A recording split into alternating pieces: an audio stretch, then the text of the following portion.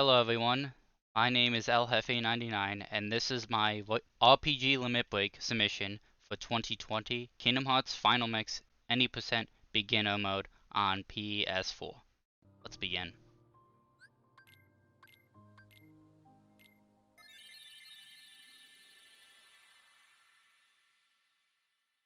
So a big con with this game is that the first 3.5 minutes are an unskippable cutscene, but it's a good time to explain what this category is, who I am, and if everything is done by then, we can maybe fit in some donations. So, as I stated, I am LHefe99. I've been running this game for 7 years, almost 7 years. I started back in September of 2013 when this game came to PS4. Oh, PS3, excuse me, PS3. And it was just a nice little incentive to get to learning this game. And I really enjoyed it, had a good time, and been doing it ever since.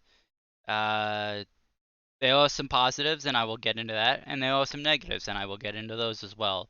But I've been speedrunning for about 8 years. It will be 8 years in June that I started speedrunning, and this game has really just captured me, as one might say, just to you know go leaps and beyond what I thought I could do as a speedrunner.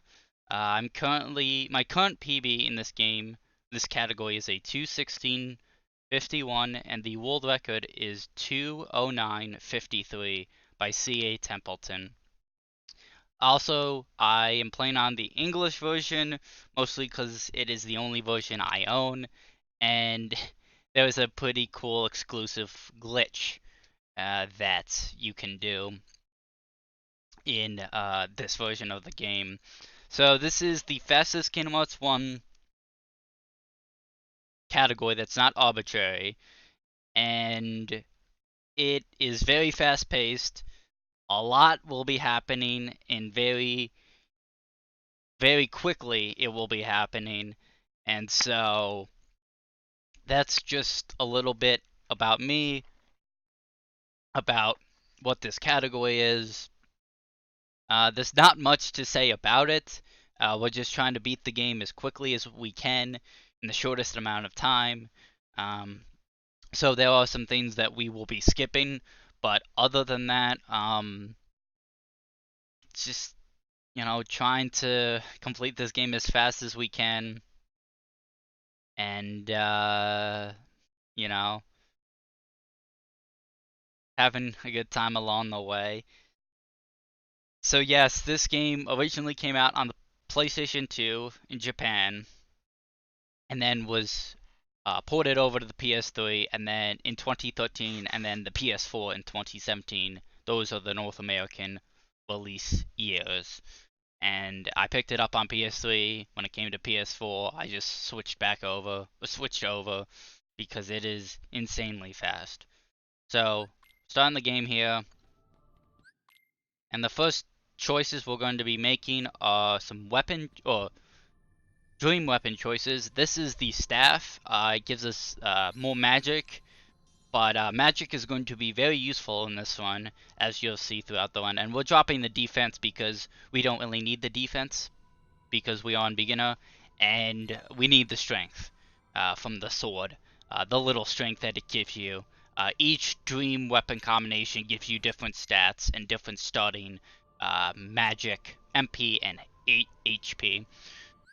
So these are the shadows coming up.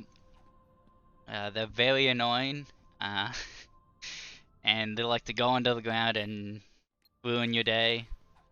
So we just need a full combo to kill that first shadow. Move here to get into position to try to line this combo up nicely. And the goal is to get a 2 combo, and there it is. Nicely executed. It's not that big of a deal if you don't get 2 combo, but it's a nice little time save. So we're just in the tutorial right now. We're learning to examine things. Something that the PS3 and the PS4 versions did is they put examine and some other things on the triangle button. So you used to have to examine things by going to the bottom of the command menu in the bottom left. Also, that's a nice little trick, getting an air combo on the barrel. But they switched a lot to triangles, so it's a lot nicer to run. So here we have some Final Fantasy characters, Waka, Titus, and Selphie. And you see I'm going to pick the first option for both Titus and Waka, and then the second option for Selphie. Selphie's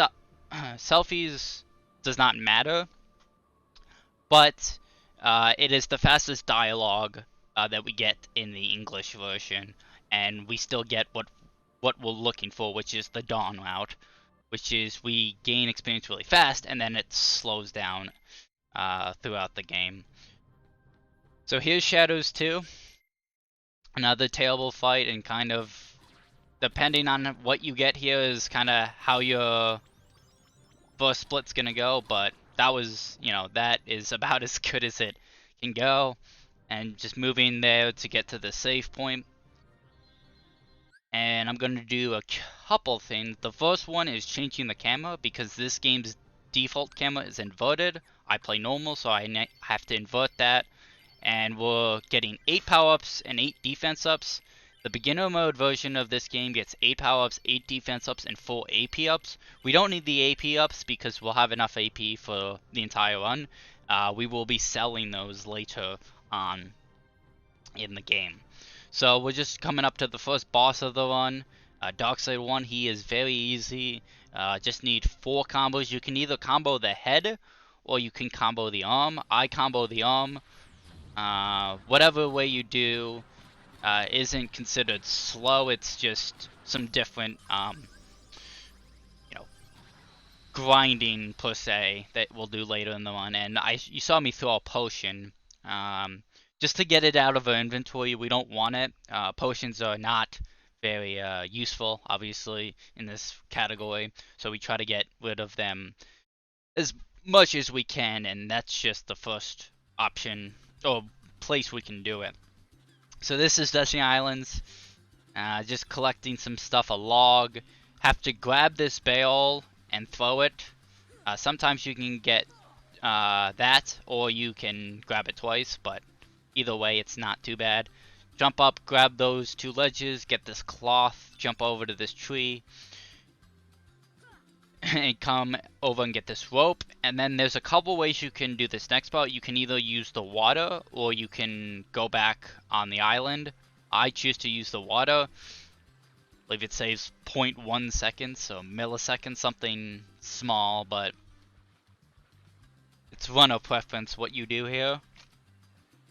So we're getting the final piece for this day. We get the log, and now we can move over to Kyrie and finish the day. We don't need to fight any of the Final Fantasy characters or Riku, because obviously that wastes time. So now here's some cutscenes. They go pretty fast, but this would be maybe a good time to fit maybe 1 or 2 donations in, as this game does have some decent points for donations or donation incentives. So we're back. Now we're collecting 3 fish. 3 fish, 3 mushrooms, 2 coconuts, an egg, drinking water. I think that's it. So those fish are consistent if you don't watch the cutscene. If you watch the cutscene for some reason, the movement of the fish are different, which makes no sense. This mushroom is impossible to pick up on PS4. I don't know why, but that's why I swung a couple times, because it is impossible to get that mushroom. So now we're coming back out, gonna grab the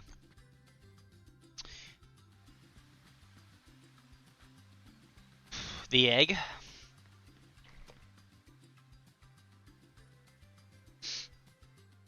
And now there is a possibility. Okay.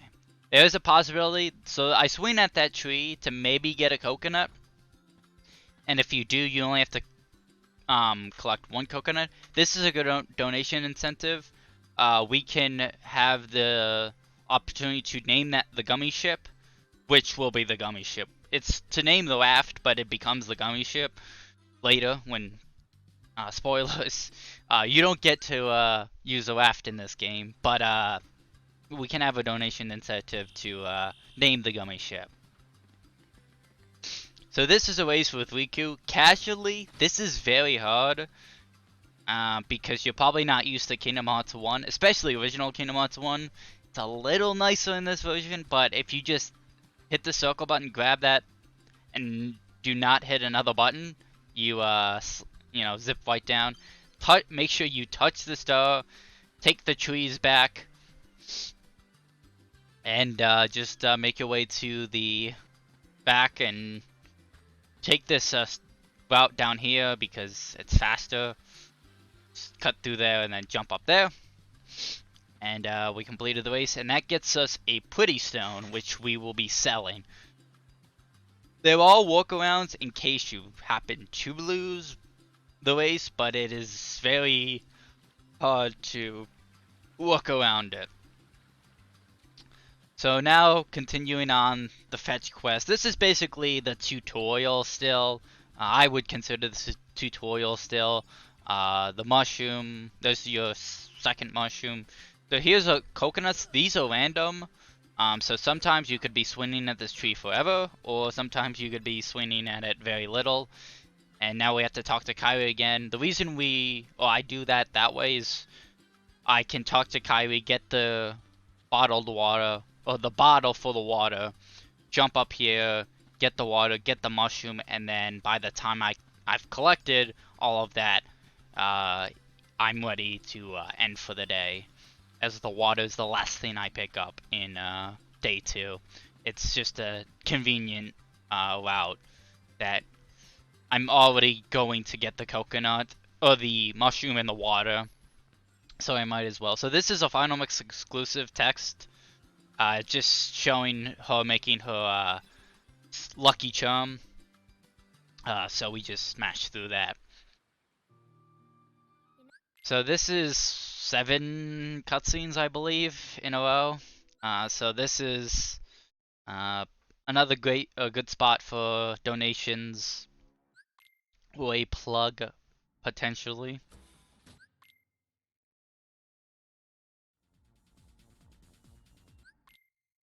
But one of the nice benefits is this game loads super fast. So we are right back into the action already. Even though there was 7 cutscenes we had to skip. So the island has been overrun by the Heartless, and we're just making our way over here to Riku. Nice little jump right into the cutscene, and you skip it immediately. It's a nice thing on PS4, that cutscene loads instantly, instead of Sora running all the way to the having the animation of Sora running towards Riku. So, go into this mysterious door, go back into the secret place. There's a cutscene with Kyrie that ensues. And now we got shut out, and Darkseid is back, and he's attacking the island. So this takes 6 full combos and 1 extra hit along with it. Or, if you get lucky like that, it'll take 5 or 6 full combos. And if you can deflect his little orb, it actually ends after the deflection of the orb goes through, if it hits Darkseid. So now we are in Traverse Town, which we come to 4 times in the game, mostly for story reasons, but it's, a nice little, running around and doing things. So the story, it's telling us that we might want to stop by the accessory shop, but we don't actually want to do that. We actually want to go straight to the second district and fight shadows. Like I said, shadows are very annoying, and So there's 2. So we need 5 total shadows killed, and then we can progress with the game. Because the game only checks...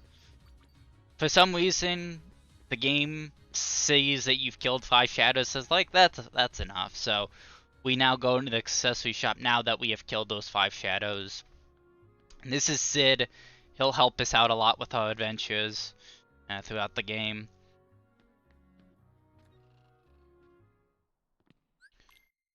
And here's Leon. If he jumps, that's good. So we want 1, 2, 1, 2, 1, 2, 3. 1, 2, 1, 2, 3. And he'll die from that. Basically, the first 2 combos you do, just do 2 hits, and then the third combo you want to do a full combo, and then you want to do another 1-2 combo, and then a full combo to kill him. If he jumps at you, that is almost always is what happens. That was also a Final Mix exclusive cutscene, why we could not skip it right away, because for some reason the Final Mix exclusive cutscenes are weird. At least that one is. I think that's the only one that's like questionable or weird in this game. So now, in the story we learned about what the Keyblade is, and there is a potential elixir we could grab, but we don't bother. It's no longer needed in the route. So this is the grind of this game. So we killed that one soldier. And there's the grind. So the grind is over. Everything else we're going to be killing is somewhat forced and bosses, basically. Because bosses give experience in Kingdom Hearts 1. Other than like other games like Kingdom Hearts 2 and Kingdom Hearts 3. So this is the soldiers fight. So I delay and go attack that, and hope Donald uses a lot of fire, and that wasn't too bad. So that was a pretty good fight. And here's God Armor. Try to deflect that attack, and basically just wail on him. We are so powerful, and we're trying to make sure our combos land as much as they can. So if I know he's gonna attack, I try not to like do a finisher, and now he's just invincible, so we can't attack him. So we wait and then do a full combo, and he's dead. And make sure that Goofy does not throw the ether, and he did not, so that is good.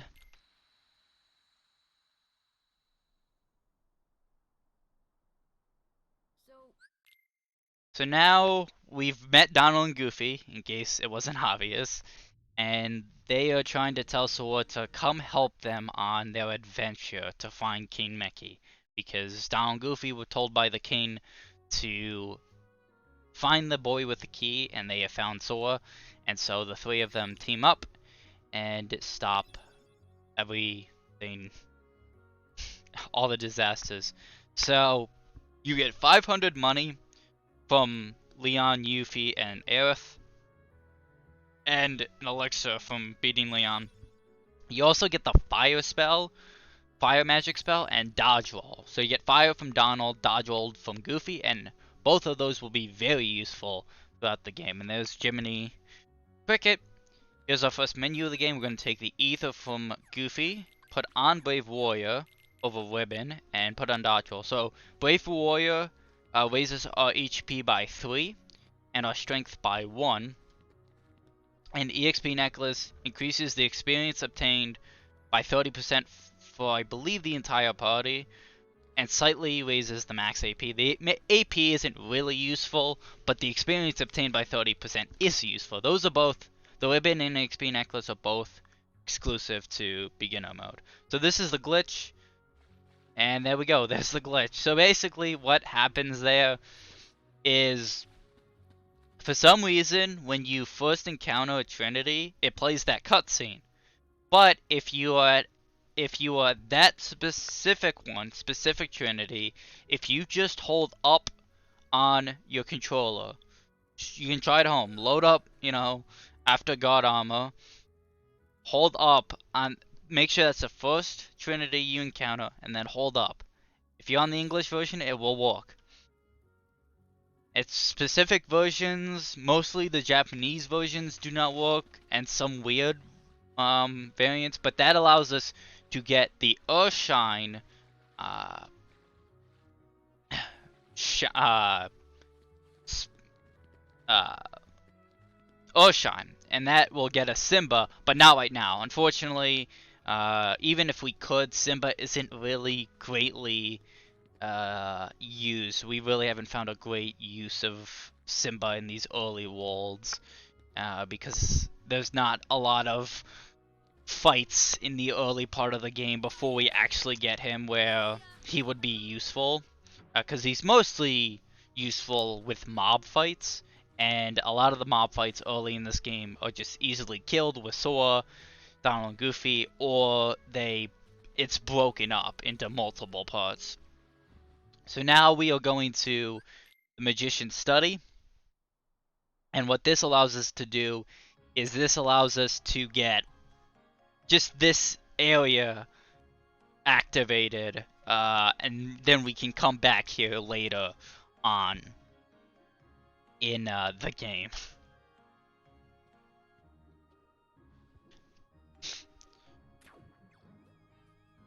And the ribbon, for those curious, just gives 3 defense, which you'd think be useful, but it's actually more useful for selling later. The Brave Warrior and XP Necklace are just the better ones because the XP Necklace is nice for the XP, and the Brave Warrior has good strength and HP because we don't really need the defense, and there's nothing to boost our MP right now. So this is a Fairy Godmother. We will talk to her a couple times throughout the run. Hit the save point, and then we are out. So now we create the Gummy Ship. And this is probably my favorite part about Kingdom Hearts 1, at least in the early game, is this Gummy Ship. It is a flying tissue box. Delete all that, put that on, and then put a engine on, and we are done. At least for right now. No reason to put a gun on at this point in the game. So now we are going to the top one, which is Wonderland. We actually do not ever have to go to Olympus Coliseum. That is one of the skippable worlds in this game, which is nice. So this is a great place for donations. Basic premise is I don't want to get hits. You see me moving around maybe occasionally to avoid getting hit. I might take damage. I might die. I hopefully won't die. But it has happened before. But it's mostly because I'm not paying attention. Because these obviously do get a little bit boring. But yeah, this is a great place for donations, or if we have a donation incentive, maybe like a Disney song or something like that, we can do that in these. But they're not as auto-scrolly as KH2, but they're still not very exciting. And we are going to our first Disney World of the game, Wonderland. And Wonderland's a very interesting world, as it's a very short world, actually the shortest world in the first ring.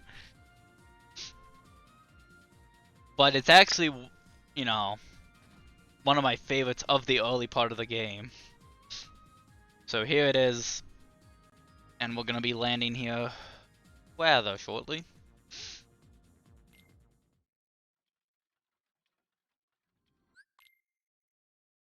So we're making our way to the Queen's Castle. As you see, I'm dodge rolling a lot. Dodge rolling is very useful in this early part of the game. Push the bed in. So we activated the cutscene with the doorknob, pushed the bed in, then activated the potion. That way we can just go to the Queen's Castle.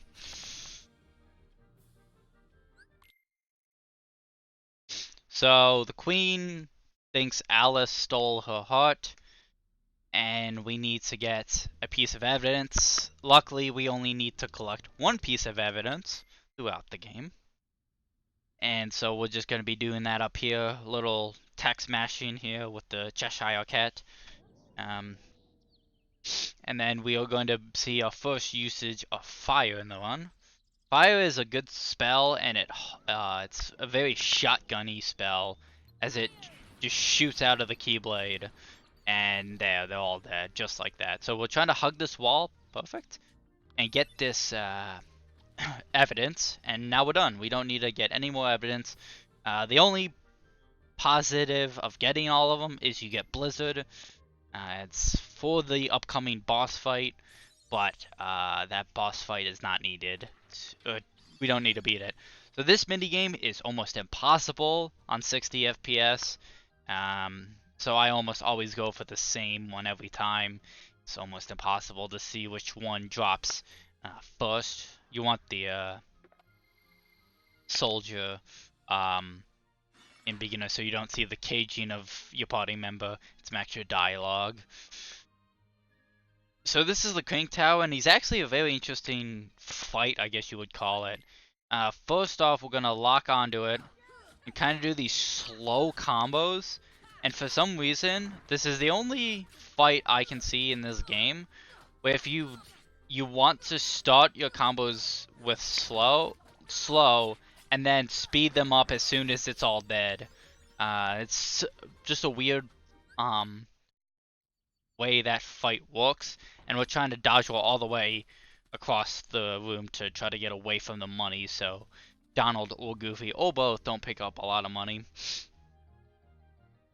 So now we're back in the Lotus Forest, and Alice has been taken by somebody, and we're trying to find out who did it. And now we're just gonna be making our way to the boss of the of Wonderland. So we're in the Tea Party Garden. Say peace out to that place.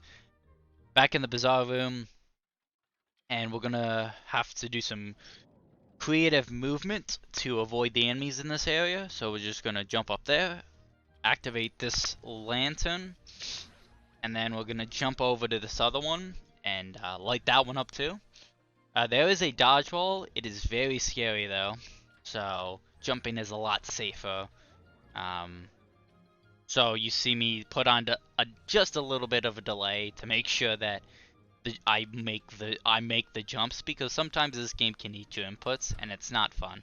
So do more creative movement to open that hatch and get back to the Bazaar Room, the actual Bazaar Room, and you see the Cheshire Cat is waiting for us.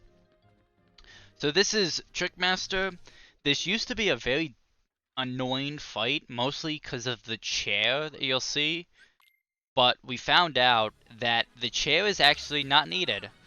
So the apex of our jump swings there is just enough to knock, if done correctly, to knock Trickmaster down, and it's pretty much just hope you hit him, and sometimes that happens. Sometimes your party members can help out, and that fight's done.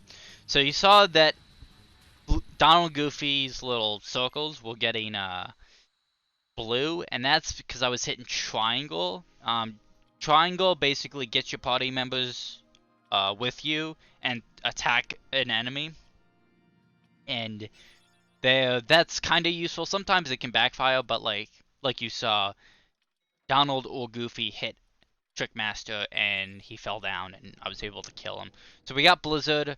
So you still get Blizzard from Wonderland. It's just at the end of the world instead of getting the full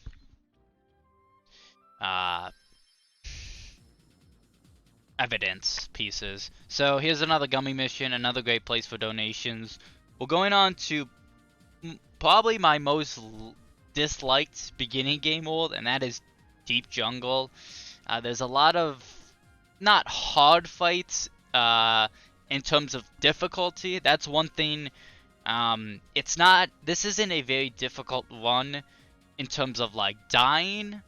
It's more a difficult one in terms of optimizing the fights to make sure they go as quickly as they can.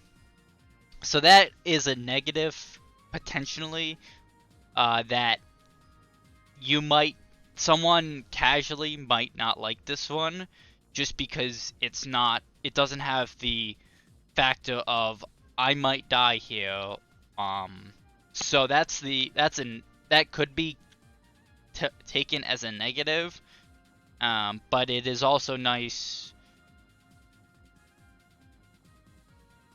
for, you know, speedrunning, as, you know, we don't have to really worry about dying until the end of the game, and we'll get there. There are some very difficult fights. I don't think a lot of people understand how difficult they really are. So here we are at Deep Jungle. Here's one of a couple of points in the game where Donald, Goofy, and Sora will talk amongst themselves before entering the world. And this one, Donald and Goofy say the king won't be down there. Sora says, wait, maybe Riku and Kairi might be down there. And Donald and Sora get into a fight. And they crash land the ship into a deep jungle and get separated. So the first little bit of this world will be without Donald and Goofy, but not for long. So this is Sabo 1. We want to do a one hit, and then 2 hits, and then a full combo. Sabo is very annoying, but there it is.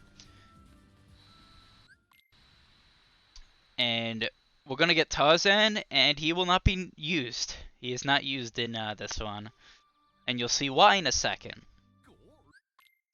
So we're getting Tarzan here after this little scene. Skip that, because obviously nothing to do. Putting on Treasure Magnet, and that gets HP balls and MP balls, money and items together. So basically, you'll see money and HP and some items warp to me, and I'll have that on for a lot of the run. And that's just a nice way to make sure that we never run out, or never have the problem of not having 1250 money. And it's just maybe some nice ether drops can warp right to us. I didn't used to put that on, but now I've put that back into my run, and I do like it a lot. So we are reunited with Donald and Goofy. And you saw us collecting slides, just collect all the slides needed. And now we're going to examine the slides. Smash through this. And this is basically just the theme of Kingdom Hearts 1 for a lot of the worlds is they want you to go to one area and then kind of go around and then basically circle back and then continue on. So the nice thing, a positive, is we can save warp. There is a lot of save warps in the PS4 version because of the load times, and that is just the first one of many. So you might have saw me hit the save point in that tunnel, and that's solely for that fact, because KH1 you have to actually hit the save point to make sure you actually get that area unlocked. I have actually thought I hit a save point in one run, and I didn't, and I could not go there. It's not like KH2 where the save point is just there when you enter that room. So we made our way to where we needed to go, the next story trigger, and now we're going to jump down this hole and skip this minigame. You can actually quit out of it, and boom, we're done. And fun fact, we had Donald and Goofy before that. We had Tarzan in the minigame because Tarzan's the only one in that minigame. And then Donald and Goofy back at the when we landed. So on to the Power Wilds, and these are very difficult to do well. And we want to use a lot of blizzards and some physical attacks, and that's going to in turn finish these fights quickly. So we're going to go back into the tent, warp out of the world, warp back into the world, go back to the tunnel, and we are basically 2 screens away from our next Power Wilds. And that is just the power of the PS4. We could not do this on any other version because the PS4 load times are so good. So this is the second Power Wilds fight. We're trying to kill those, try to line this up, kill those guys, and trying to kill one stayed alive, and you can use triangle to get Donald and Goofy to kill them. So I like this trick. Shoutouts to Templeton, the world record holder, for showing me this. Just that dodge while up there, grab that ledge, and we're at the top. And he told me that this makes this fight a lot more consistent, and I do agree. Because this is probably one of the worst fights in the Power Wild section. So that's just, any help we can have with that fight is nice. Now there is a jump that someone might go for. I still go for this, which is jump on that box, throw the ether that we got from Goofy, and jump down. So now this is the 4th Power Wilds fight, and they are very annoying, but that wasn't too bad. And now we're going to the 5th one. Now sometimes Donald can shoot a fire, sometimes he can't. He didn't this time, and now we're trying to group them up. As you can see, a blizzard and one hit from the Keyblade will do enough. And this guy's kind of just being annoying, and there it is. So we got all the Power Wilds done, so now we're going to go back to the tent and then go fight Sabor 2, which actually does have an interesting strat to it. So we're going to get all our MP. Also, we got a 4th MP block from that fight, the end of that fight. We're going to skip this cutscene and dodge all the way back and fire Sabor to death. Use all our MP, hopefully Sabor jumps, perfect. Try to deflect that, and he's dead. Perfect. So that is a great strat. I believe Rebel Watt found that strat. That was another annoying fight for me, where I just could not get Sabor to stay still, and that is a very nice strat. So we cannot save warp, unfortunately. I wish we could. But there's 2 reasons we can't save warp. One, I believe it's blocked off. I believe the way up to where we need to go is blocked off. I could be wrong about that. But the other reason is there's extra dialogue when you go back into the tent after Sabor is killed.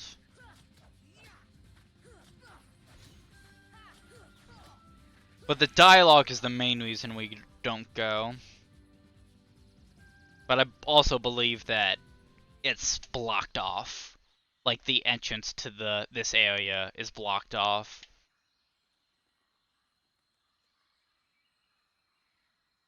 So that was the black fruit. It takes 15 hits from the Keyblade swing, and it's not hard. So now we're on our way to the Clayton fight. And this first one is just, if Donald shoots a fire, it's 2 hits and then a full combo. If he doesn't, it's 3 combos of 2 hits.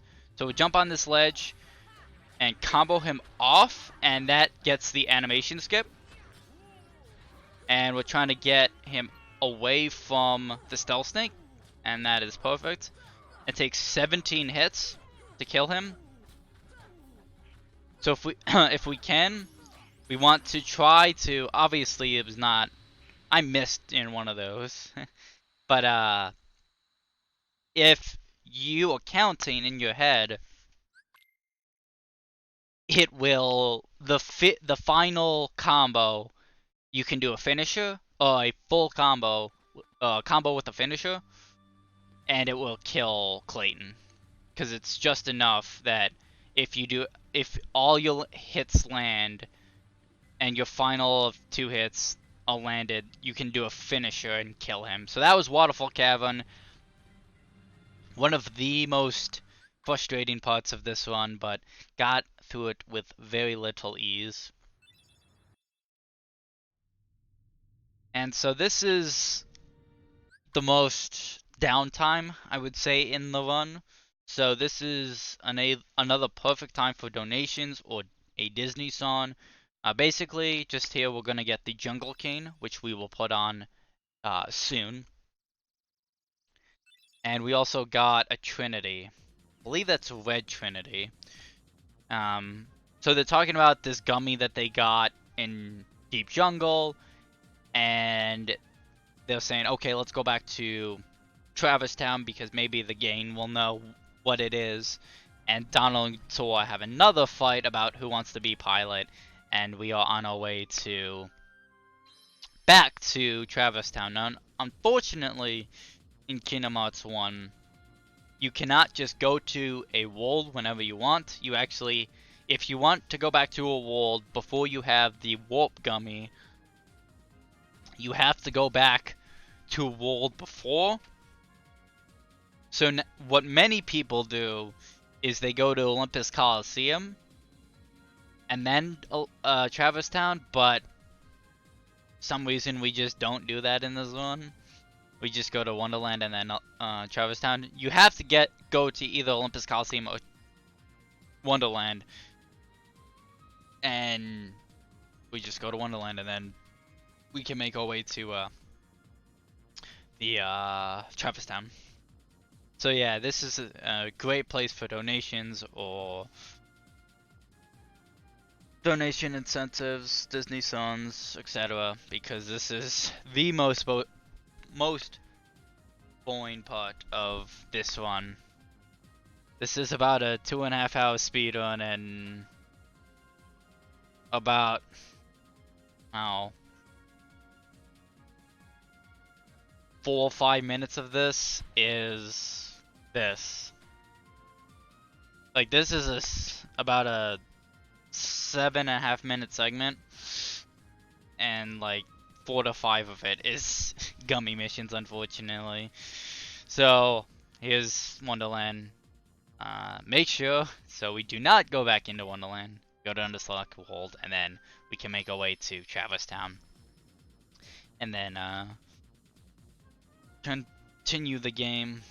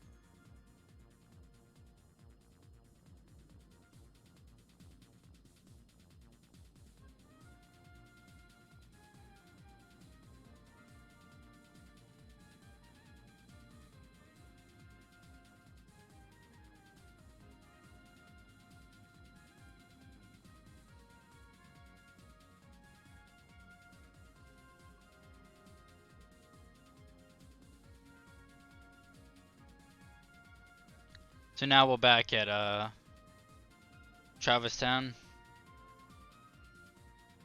and we're gonna just go to the first location we have, which is conveniently the first district, even though we never left through the first district door. But I guess since we were in the first district, it counts it. So now this is our second run-in with Sid, and basically we show him the gummy piece, and we kind of get into a little squabble, saying that we need the gummy pieces to, you know, save the world.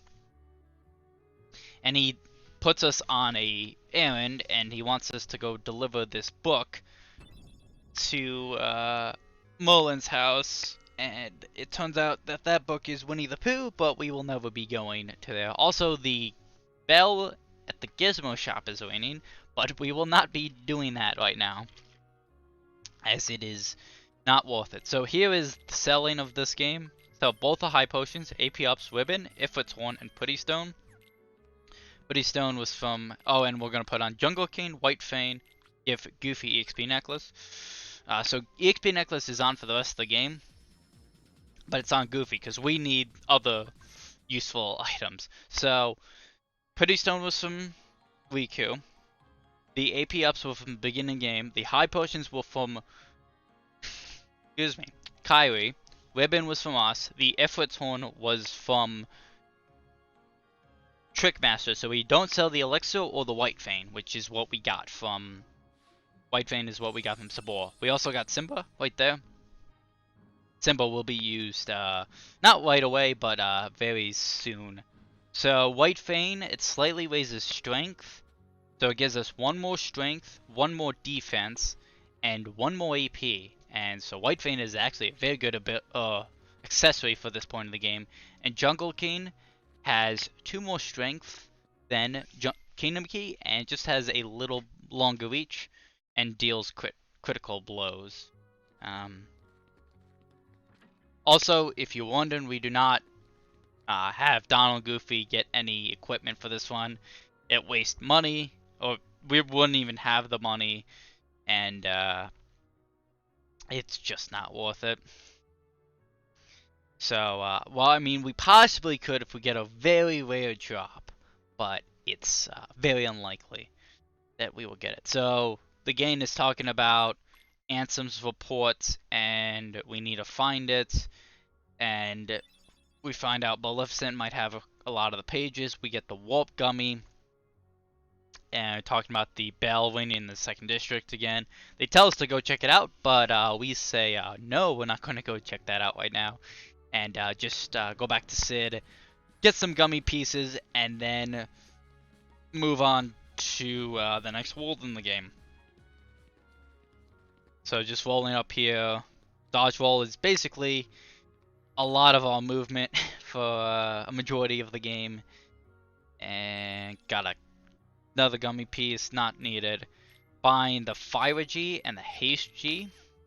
So that's why we need 1250 money, because the Haste G is 1000 and the Fire G is 250. Shoutouts to me buying a Fire G because my input didn't get registered and I had to sell a bunch of gummy pieces. Put the Fire G over the Fire G, Haste G on, and finally put a gun. The gun is not super needed, but just in case, because this game can get kind of annoying. So for some reason, Wonderland on the map is closer to the warp hole that we need to go to than Traverse Town is. So we warp to Wonderland and then we go to the warp hole. I don't know, that's me. So we also get a little thing about boosting, and we boost with the square button. So we're on our way to the next world, and another good place for either a Disney Zone or donations, because I don't have much to say in these gummy missions. They're pretty much all the same. And we will be taking that warp hole. Believe the one of 2 warp holes that we take in the run. And this is actually kind of a dangerous one, but it shouldn't be that big of a deal.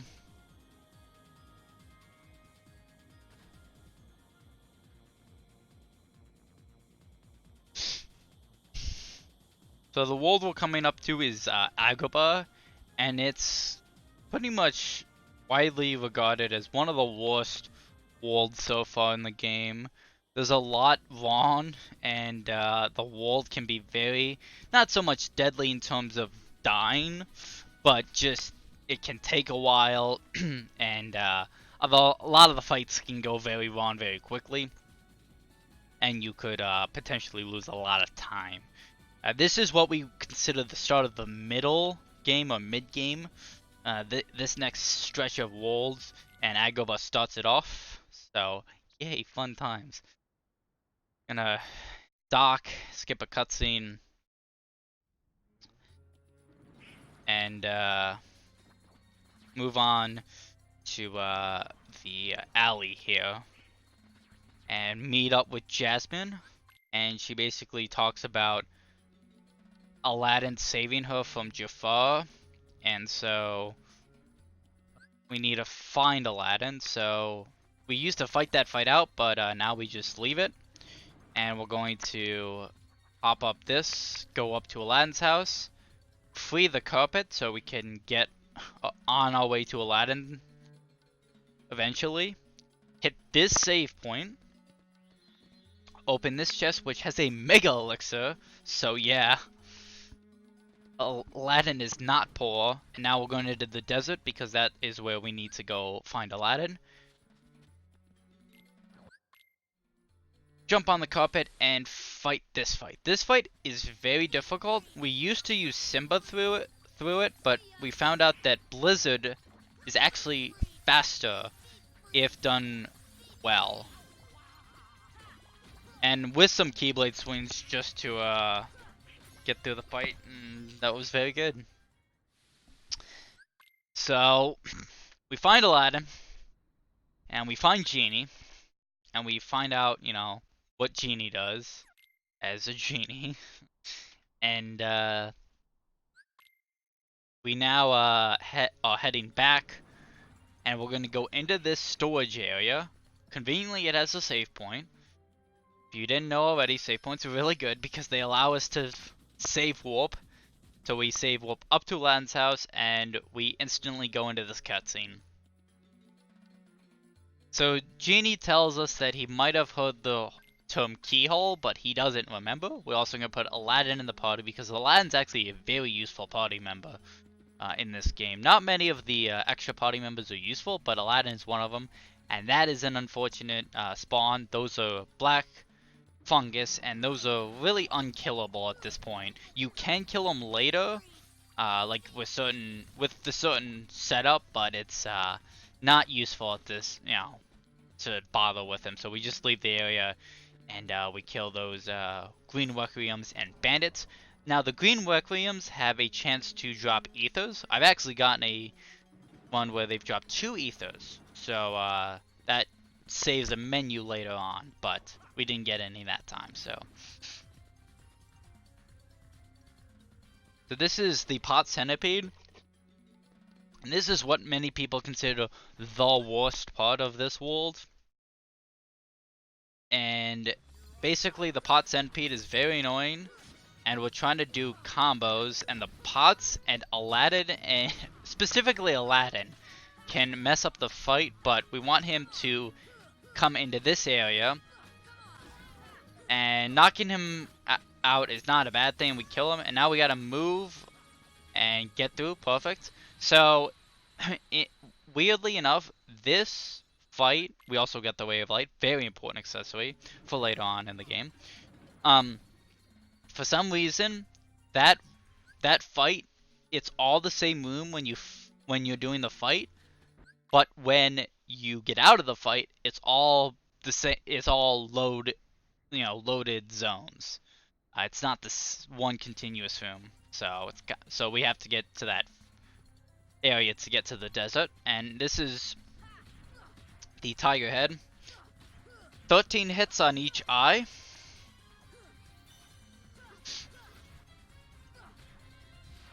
And so you can see I'm trying to, you know, make sure that I do enough hits, and I only do finishes here at the end because I know his head's down for a while. And I also call Aladdin and Goofy because, like I said, Aladdin is a very useful party member and does a lot of damage, and he can actually help out. So it's 13 hits actually, no matter what. Like, if Aladdin hits him 13 times, if Goofy hits him 13 times, if you hit him 13 times, if you combine for 13 hits, it's 13 hits, which is very interesting. So now we're on our way to Jafar, but first we gotta hit this pillar, because hitting this pillar affects a certain room coming up. And this is kind of one of the first, not the first, but one of the first very confusing parts casually. I know a lot of people got confused in Wonderland and Deep Jungle, and it just continues because they really wanted to push the, like, exploring part of this game on you, and that in turn, you know, has a lot of difficult parts throughout a lot of the worlds. But once you learn them, they're actually, a lot of the worlds that you found difficult are rather easy, I would say.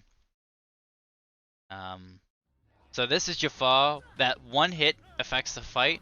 We do another one hit, and then we Blizzard. And then I hold off, make sure I stun him so he stays on the platform. Let him attack here, and he should be dead.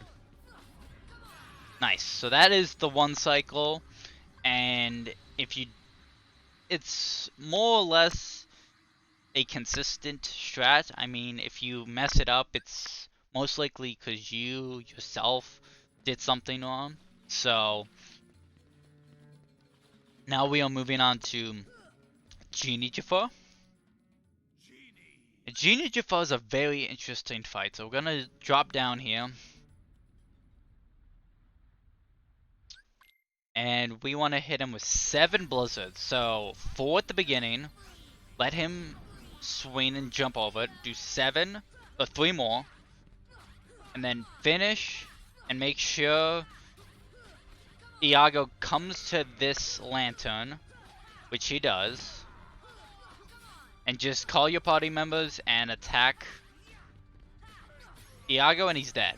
So I consider it an interesting fight because you can Blizzard Genie Jafar, but the littlest mistake, and you're gonna lose a lot of time because either you miss a Blizzard or you don't do the combos on Iago specifically, and it's just a nightmare. So this is the escape, and you actually can die on this, and it progresses the game, because Kingdom Hearts 1, most Kingdom Hearts games, but Kingdom Hearts 1 basically puts you before a boss battle, and since the last time you had control of Sora before you fought the boss was before Genie Jafar, they felt like it was really unfair that if you died here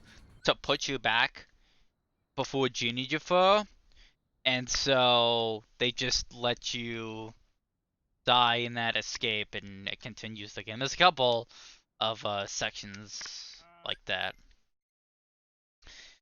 So we're done with Agrabah, so the start of mid-game has begun. Now we're going into what I consider the easiest of mid-game, because it's the shortest, and it does not have very annoying fights. So we get 3 wishes, Genie Spell, and Green Trinity. Genie will not be used, but 3 wishes will, and the Green Trinity will be used for a couple of story trinities. So now we're on our way to Monstro, the next Disney World. And another great place for donations. Almost every, if we're not doing a Disney song, this is these are great for donations. Gummy ships are great for donations, because like I said, I have nothing to say about these. These are very boring, but they're at least a little bit better than Kingdom Hearts 2 because you can at least speed them up a little bit. So this world is one of 2 that actually, when you are about to land in it, it like fades out and the wall just appears, or like it fades out and the wall appears and you get text. Most worlds we've seen, we approach it, it appears, we approach it, we land, boom, we start the world.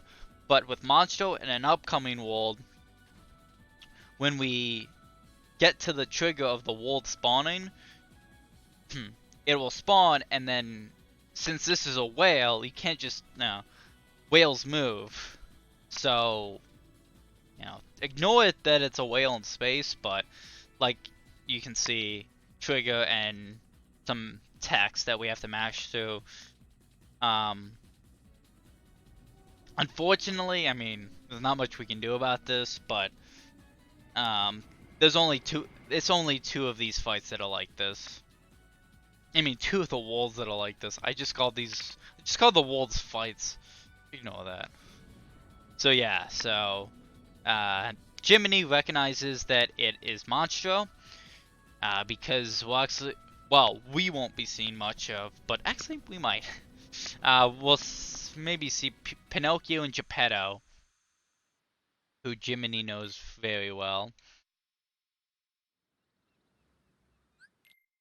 So a couple of cutscenes that we gotta skip through to progress and continue on.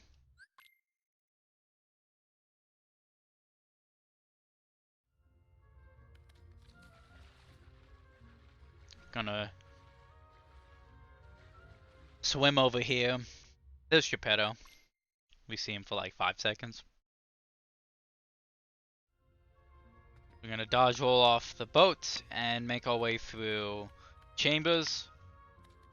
I said this is the best world because it's the shortest, because once you know how it works, it is a very nice world. So we're gonna dodge roll up to chamber 2.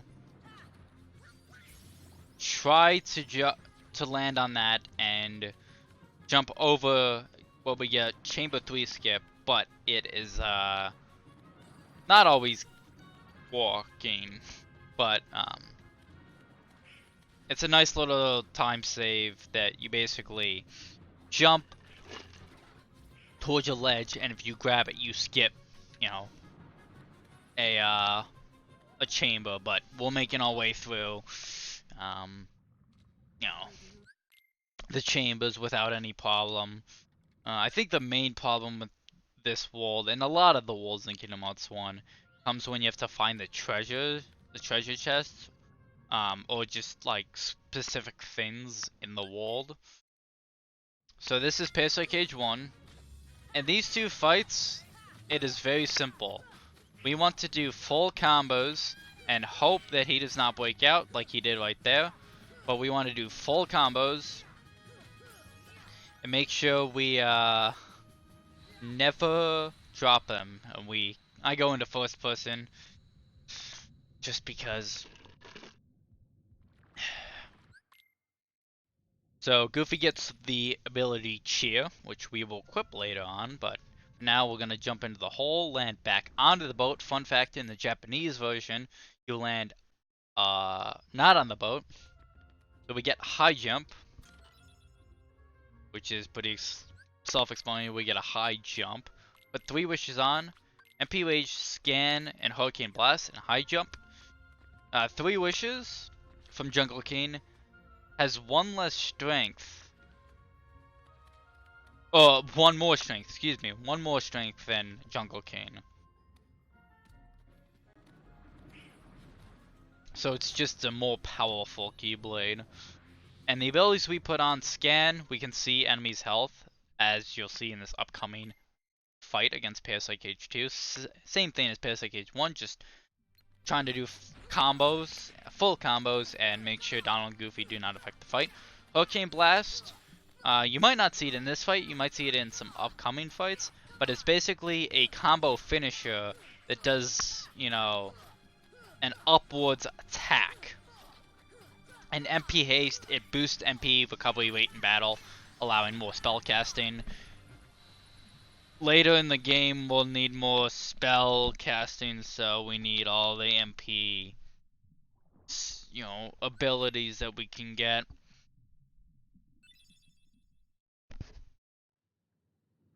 So I believe we just got Stop from that battle.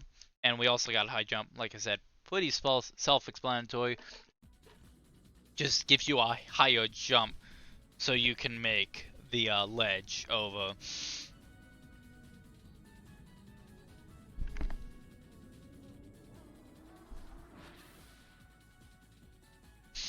So Monstro spits us out because it's not an actual, like, consistent wall. Like, it doesn't just sit there the entire game in the original.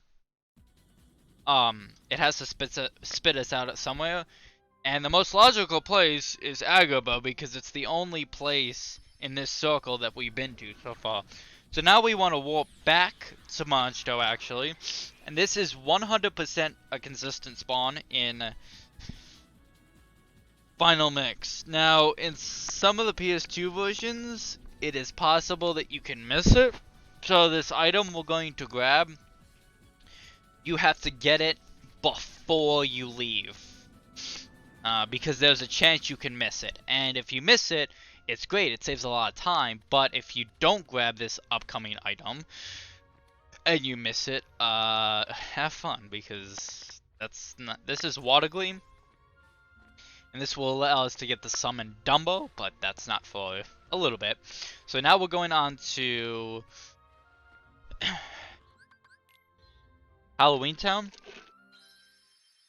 So the next couple of walls, it's basically how I'm feeling on the day, where what I consider the worst world, because sometimes I could feel really good in a world and play really well, and then feel good in both worlds and play worse in one and just not have fun.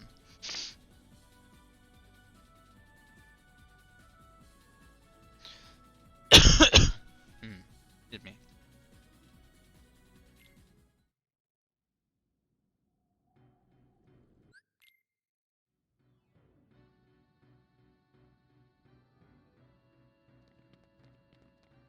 So we're on our way to now this is probably one of the most frustrating. This is a power up, by the way, which is very useful. And you'd think, why need the power up? You know, you're so powerful. Well, power ups, you know, any power up or defense up. I don't think we grab up any more defense ups in this one, but anything to help us with MP, strength, HP, AP, defense, it is useful. So this starts probably one of the worst like sections of the run. Basically, this area, this lab, is basically the hub for all of the story trigger points at this point in the game. So we're gonna put on Ray of Light and take both of Jack's ethers and put them in Sora's inventory and put the power up on. Ethers refill a magic by 3. So if we throw it, we'll get 3 magic on it. And the Ray of Light gives us 3 more HP, 1 more MP, but 1 less AP, 1 less strength, and 1 less defense. So it's basically a magic accessory. So since, as you can see, there's going to be a lot of blizzard casting in this first part of the world, we want to have that magic at the highest it can be at this point in the game, so we can just basically shotgun blizzards all the time throughout the world. So we just got the first part of the story quest. Now we gotta go back to the lab. And then we gotta go back to the graveyard. Get another item, go back to the lab, and then we can finally move on to the rest of this world.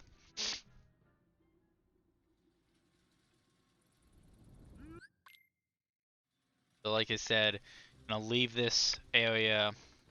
Dodge rolling is very hard in this world because there's a lot of weird camera angles that you're placed with.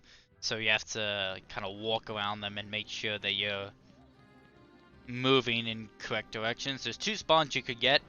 Either the White Knights, which we got, or White Mushrooms.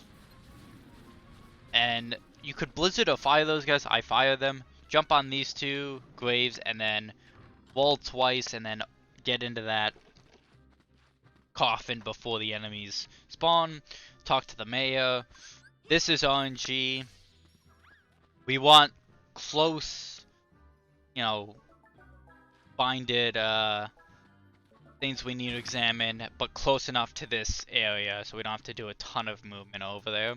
But it's not too bad. So we got a Jack in the Box. And like I said, now we gotta we're back in this area for the first time. Gotta fire this. This is impossible. There we go. And then dodge roll. If you actually get white mushrooms, everything will spawn there. But since I got the enemies, only the search ghosts will spawn.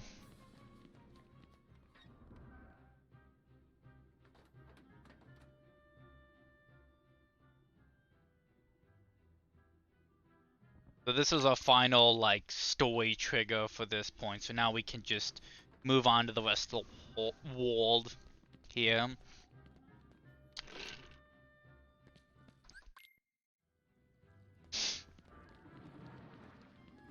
So I'm gonna wait to the next boss fight in a little bit.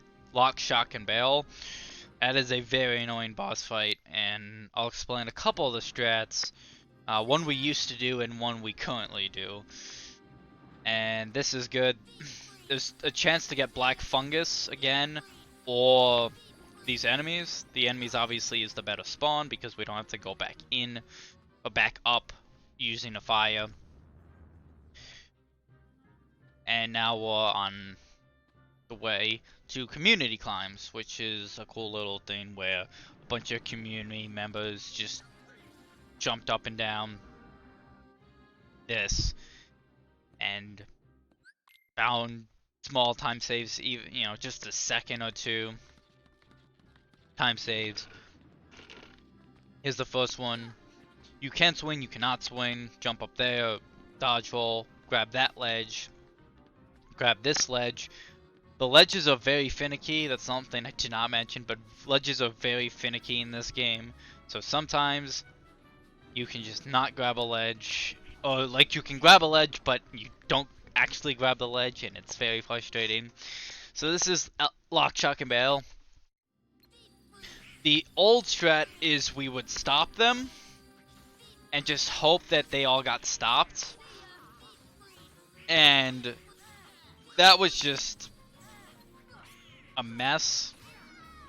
But the Blizzard strat is also a mess, but it's a little better because you can, even like with the 6 magic, you could use more blizzards than you could with stops, and your Keyblade combos could miss lock, shock, and barrel. So it's, you know, not the best fight, but it's a little better with the blizzard strats. And we gotta hit this lever. And so what you're supposed to do is put on White Fang and put on Air Combo Plus. You saw I put on Air Combo Plus, but did not put on White Fang. Now, if you forget both, have fun, because it's not a fun. These two fights are not fun with White Fang. Like I said, Way of Light was a magic accessory. White Fang is a is a strength one. So it gives us 3 less HP, 1 less MP, 1 more AP, 1 more strength, and 1 more defense. So as you can see, I have 6 magic. I want 5 because I want White Fang, but it's not a huge deal. It's just an unfortunate, you know, mistake. But this fight does not seem to be affected. I also got Dice Reflect, which is very hard, and we just gotta kill Oogie in there. So the basic strat of that fight is kill the 2 enemies that spawn, make sure you hit the platform that has Oogie and not down on Goofy, and then Dice Reflect, make sure you get all the dices. If you do, he'll go right back into allowing him to, the platform to be raised. And if you do everything perfectly, you get a little deflection damage off. If you hit him at the correct height, the fight will end after the second, you know, way up there. So, this fight normally takes, I believe, 5 hits for each. Yeah, 5 hits for each, but since I have Way of Light, like I said, it has 1 less strength. It takes, I know it may not seem crazy, but that 1 less strength makes Sora have to kill these things 1 more hit. Unfortunately, but also that was a cool Miss Master 1, the jump right there, grabbing that ledge. And I love this end of this fight because you can shoot that fire there and it still goes off because the loading for the cutscene takes so long. So a little bit of a slow fight, but that's all only because we did not have White Fang. And we also get the gravity spell.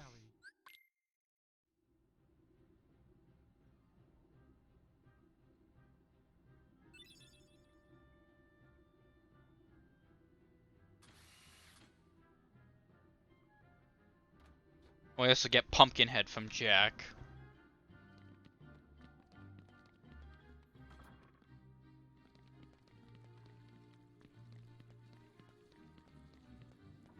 So we're leaving pretty much the only save point in the entire world. Because for some reason, the Evil Playroom one does not exist. So we are going to probably, aside from the 3.5-minute cutscene, the worst part of this one. So there is, the next world is Neverland. And what the game intends you to do is complete Monstro, Halloween Town, and Atlantica in some form. All three before you go on to Neverland. But this is any percent. We don't need to go to Atlantica. It's just not needed. And it doesn't really give us great benefits. It's just not a good enough of a benefit of a world. I believe it gives us Thunder, and Thunder is not useful in this one. So we have to hope there is a 25% chance, 1 in 4 chance that you could miss this. And it's about an hour 20 into the run. And if you miss it once, it's 45 seconds. It's around 45 seconds. You miss it twice, it's about a minute, and it keeps adding. So you see, I did not get it because it did not fade out. So we'll see, we will see Atlantica, but we won't be going there. So, unfortunately, it's 45 seconds. I have no control over it. It just appears or it doesn't. So that is a big negative with this one.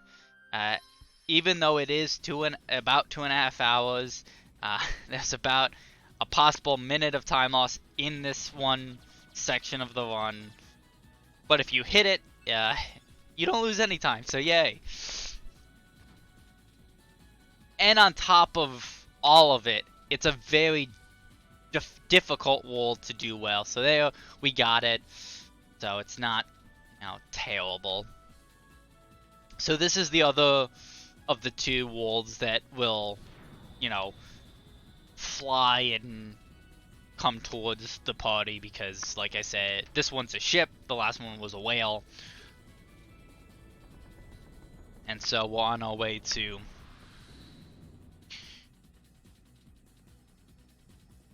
Neverland, and we're gonna do a quick menu when we land, and this is just some customization for the party.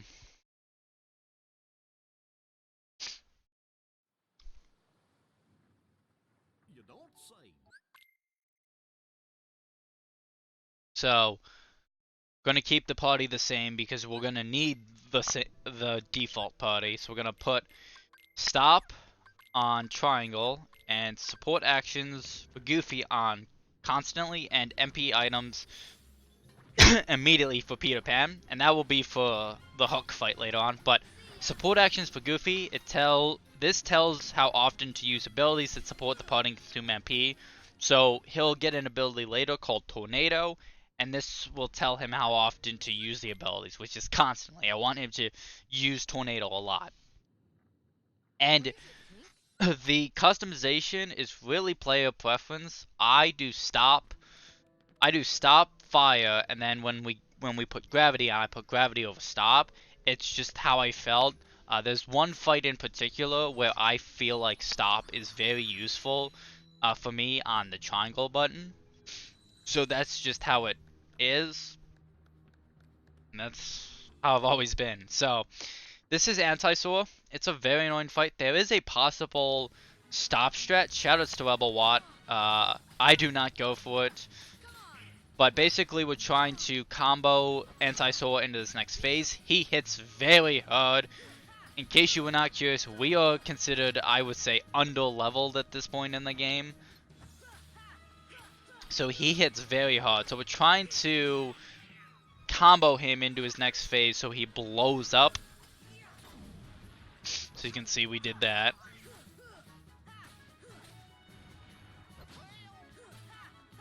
And that can happen sometimes. You can just jump and nothing will come out. Excuse me. And he's dead. So there we go. And we'll try for this. If you dodge wall at this door, you can actually fade out of the cutscene early, but it's not a huge deal. So this is one of the bigger menus in the game. So we're gonna put fire on square. So I want fire. I want Blizzard for the fight, but for anti-soul, but not for take off Pan's top two, Peter Pan's top two. Put Raven's Claw and Ray of Light on. Put White Fang on Goofy. Second wind MP Rage and MP Haste. Donald MP Rage gets MP back in battle. Second wind recovers from KO stage quickly with the HP fully restored. Tornado, it's a spinny attack you'll see a lot. Cheer increases summons MP gauge. And Raven's Claw, that was over one of them. Putting Peter Pan in the party. Summoning Simba for the first time. Basically our setup right now is our strength is 36, our defense is 25, and our MP is 7. And the way the summons work in this game is the more magic you have in, if you have cheer on party members, the longer they stay out and the more damage they do. So we're gonna do 3 ticks basically when Sora's Keyblade ticks, and then 4 for the rest, and then combo this guy so he does not charge away and he's dead. Also, we put a Pumpkinhead, which has a long reach and has 1 more strength. Like I said, we have 4 Keyblades so far, and the only one that has given us more than 1 strength was Kingdom Key to Jungle King. Other than that, 3 Wishes gave us 1 strength. Pumpkinhead gives us 1 strength. So this is the first instance of stop. So we want to do a full combo with that Hurricane Blast you see, and a stop. So do a full combo with Hurricane Blast, and he's dead. Just like that. So, stop is a very interesting property, as it is affected by how much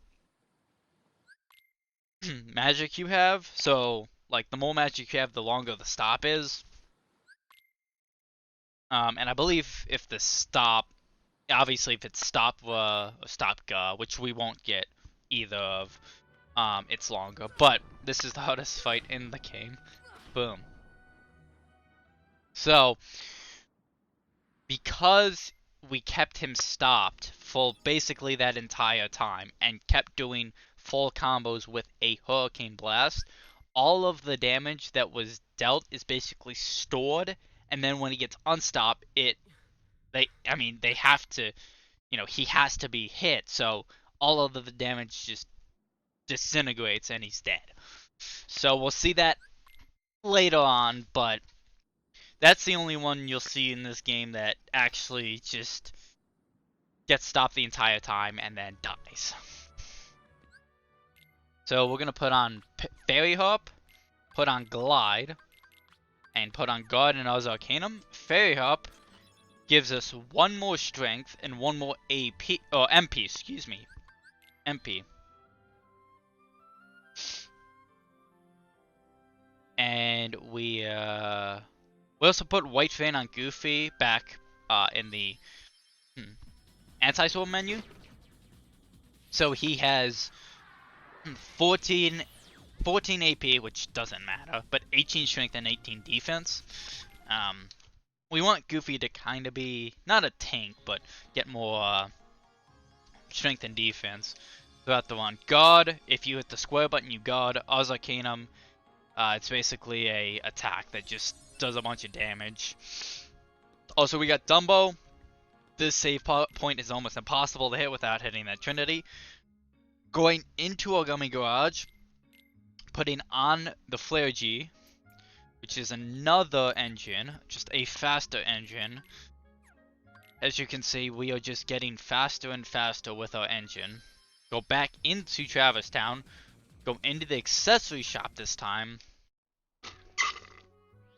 and then go on to finally go to the bell tower and go kill the boss of this world.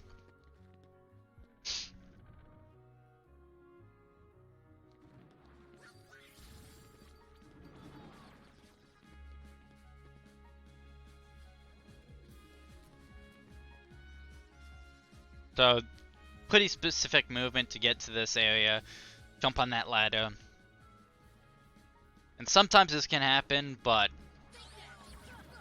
luckily everything spawned. Use Oz Arcanum, you can see this, it's this big attack that basically just kills everything. Don't want to use the finisher of Oz Arcanum usually. Most times you don't want to use the finisher, so we had to ring this bell 3 times.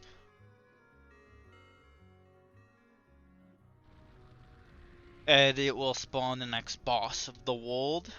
Or of the next boss. And the boss of this world. Why 3? I couldn't tell you. I really couldn't. I wish I could, but...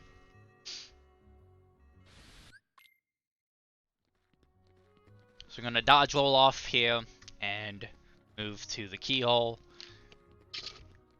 Because every world needs to be sealed by keyhole.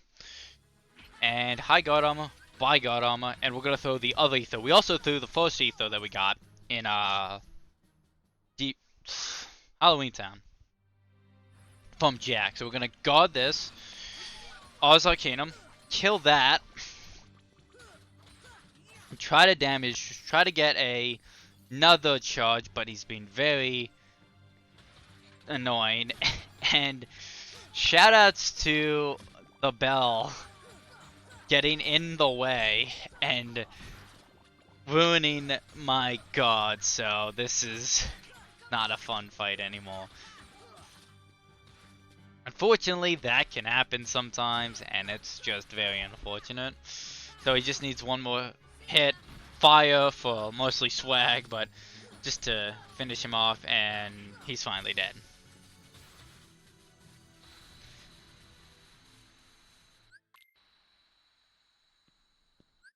So we finally seal the keyhole, and we get the arrow spell finally, which is a defensive magic that just allows us to take less damage in the fight. And you'll see that being used, you know, later on. So we'll consider done with the mid game, I would say, and we're starting to transition into the end game. Last couple of worlds in the game.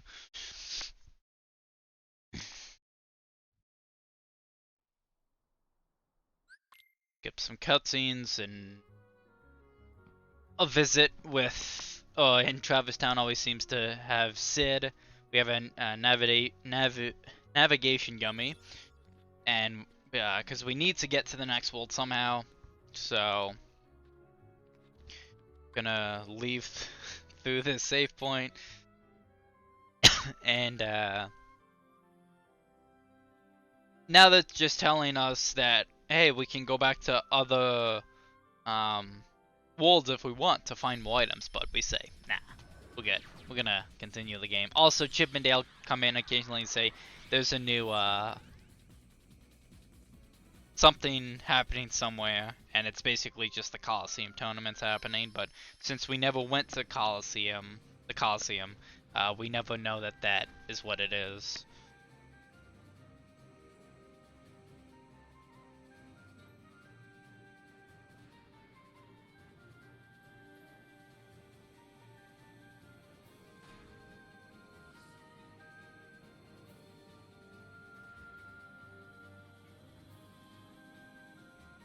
So this is one of the harder, I would say, gummy missions in the game.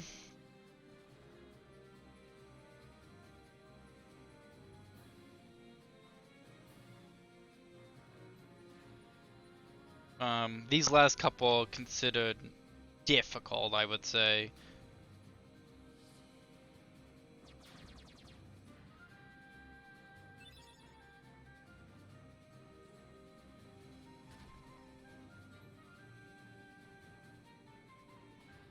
Also, this is another good time. This gummy mission is another good time for donations as well.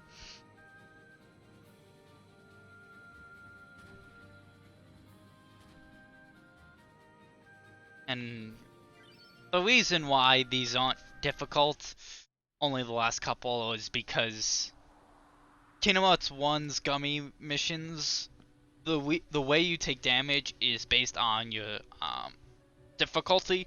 So if you're on beginner, you barely take any damage. But if you do take a lot of damage, you could die. It can rack up very quickly, and you're just, well, this is happening now. So we hear a war, and we're gonna go check it out. Move on these pedestals, icicle things. You can also freeze these bubbles.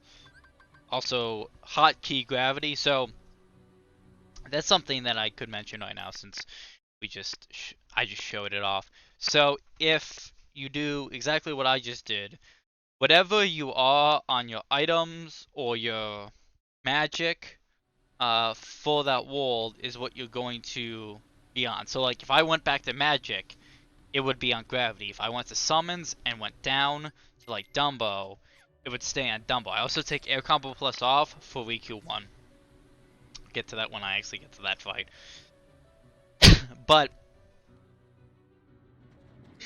it basically remembers that you have gravity in your magic as long as you don't leave the world. Once you leave the world or die, it resets it. So throughout this entire area, if I had items, it would be the first item. If I went down to summon, it would be the first summon. I actually can't summon because I only have one party member. That's also another thing, is you can only summon with 2 party members that are alive. So this is a very easy puzzle.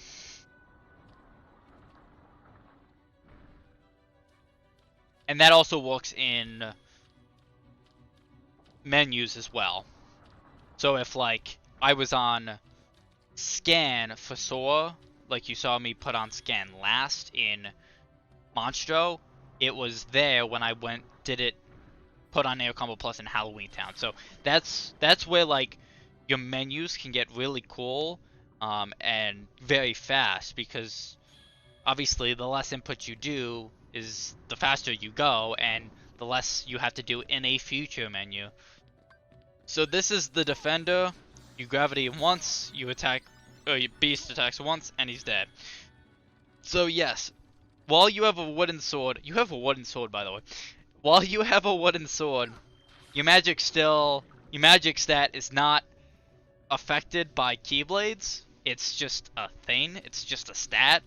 It's its own stat. Like the keyblades don't have a ton of effect. But since I believe your last keyblade was Fairy Harp, it keeps your MP at this, or like your MP at the same. Well, you actually like would lose an MP.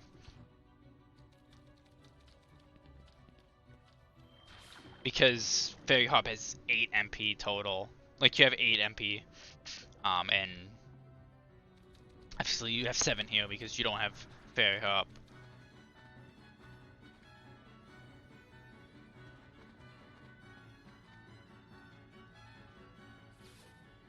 So just dodging away from those dark balls and moving up to VQ1, which is a very, very annoying fight. But we'll try to get through it here. Dodge roll. Skip a couple cutscenes and then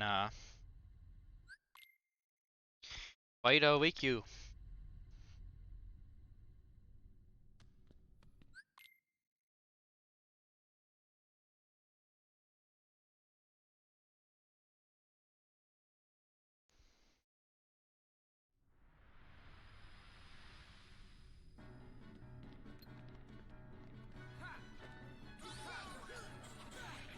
So we use a lot of Ars Arcanum and hope Goofy, there he goes. Ah, yeah.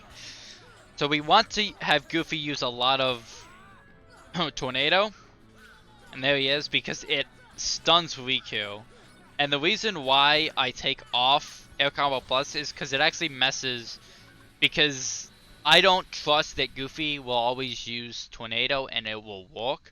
So I end up using a lot of uh, combos, air combos. So air combo plus just messes with that fight for some reason.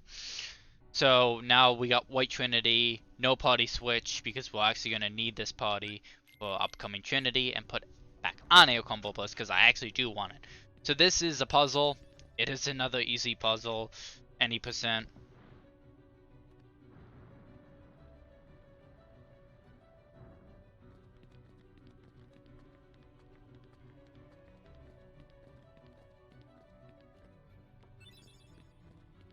I'm making our way through, and since I know exactly what puzzles do, or what the puzzle is to walk, I know exactly how to lead it.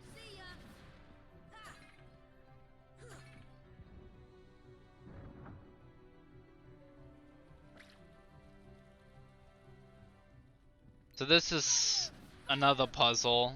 I don't know why this world has so many puzzles, but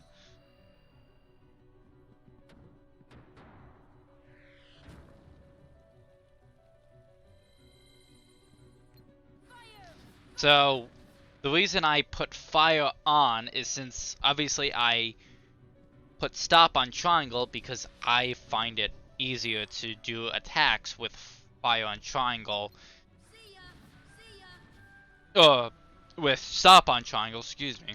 Stop on triangle. I have to put fire somewhere else, so I put it on square, but I put it on after anti-sword just in case I need blizzard for anti-sword. So hit some pots, move a pedestal, and shoot fires in the air. So, you know, the animation, you can kind of like shorten the animation, and puzzle's done, and we just gotta open this door and continue on our way.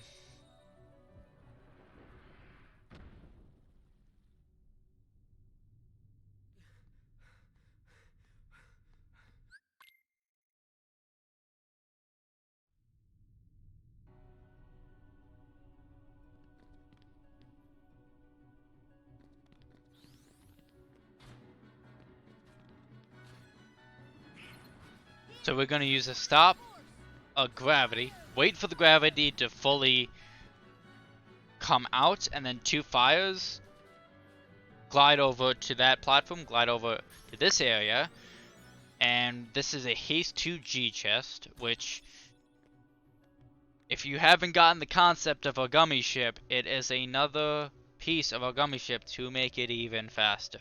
The point is to get as much stuff for the gummy ship as we can that is not completely out of the way, but still makes the gummy ship incredibly fast. So gonna examine this, and on the elevator. So this is one of two elevator fights in the one. This first one, it can be nice. It also cannot be nice. You'll see maybe what I mean in a second. There's three wizards that spawn here, and you can see I'm kind of positioning Donald and Goofy to that first one.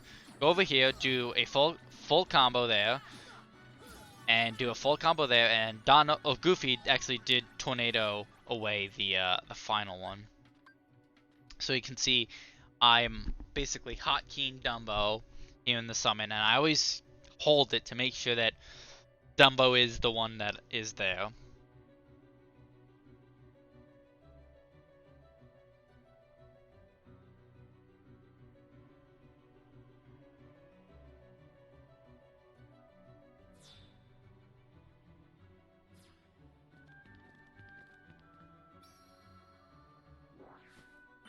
So this is the best Trinity in the game.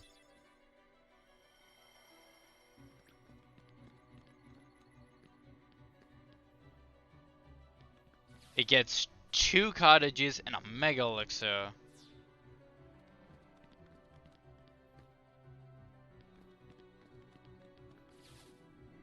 And some MP balls, but it's mainly the 2 cottages and a mega elixir. Cottage gets HP and MP to full, and mega elixir, or out of battle, and the Mega Elixir does the same thing in battle. So this is Dumbo. Just hold up and dismiss. Hit believe circle. Just hold up. Just go up and dismiss, and we basically skip like 3 or 4 sections and a couple of required fights. It's a sequence break, and that's why we grabbed Dumbo, because of 3 of those in the game. And so now we're already at the Maleficent fight. Before Dumbo, this was a much longer world, and now it's a lot shorter. So gotta jump up here, do 2 hits, and then another 2 hits, and then Oz Arcanum. Try to stay in front of her, make sure we do not do the finisher, and the whole point of this fight is to not do finishers. So anything that counts as a finisher will affect this fight. So sometimes you get hit off that, and there it is, there's the fight. So like, gravity has affected that fight, just not being in front of her affects that fight. So the whole point is not to do a finisher, and as long as you stay in front and Donald does not throw gravity, you're okay. So this is, I would consider, one of the coolest fights, maybe the coolest fight in this one. This is Dragon Maleficent. So you might have seen some previous marathon ones, or just ones in general, that threw a Mega Elixir here, the Mega Elixir that you actually get from the Blue Trinity. But there is a possible, so we do a 1 hit, there's a possible itemless strat. So we want to basically do 6 hits, a full combo, and then 2 hits, and then a stop. And one of these stops we want to count, so all the damage comes through. So this is the tough part. We need to get back up to 2 pars before the dragon starts like going crazy, and there it is. So it's a lot tougher of a fight, and a lot more mash intensive, and making sure all of your attacks come out, but it is a lot faster because you don't have to waste the time throwing the Mega Elixir, and it saves a couple of other Elixir and Mega Elixir pickups throughout the one, because item was kind of, not was a thing on became a thing on PS4, but I think a lot more people thought, hey, maybe we should start doing this on PS4, who might not have done it, because there's a fight coming up later at the end, the final world, conveniently end of the world, where you can set up a possible menu, but it is extremely difficult to get that menu off. So it's just a lot nicer. So this is Riku Ansem. Casually, you probably remember this cutscene. You're never taking Kyrie's heart. The whole spiel. So we're gonna start with a couple hits and then an Oz Arcanum. And the whole point of this fight is we're trying to get him into the next phase of the fight. So this is the next phase. We're already in the next phase. So this is his, I call cheater discs, and his also attack. And now from here, we're trying to do, I do a 4-hit combo with the 4th hit having him retaliate. And there it is. So that's the DM skip. That fight has about so many ways that you could,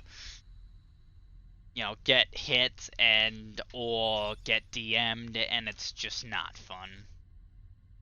So we want to make sure that we do enough damage to make sure we don't have to constantly, hit him 3 or 4 times. But we want to make sure that we don't do too much damage, because if we do an Oz Arcanum at the end, or like when he gets to his green bar, he'll just DM. So now we're Shadow. We're just moving our way back to the beginning of the world. And so this is a good time for donations, as we're just, walking a big nice strut, just jumping off Halabashin, no problem.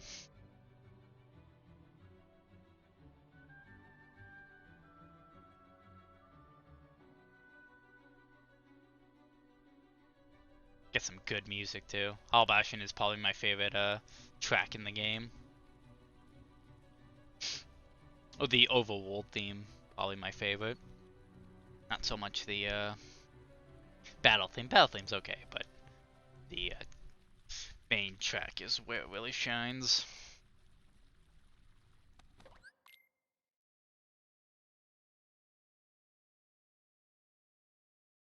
So now we get teleported back to Travis Town.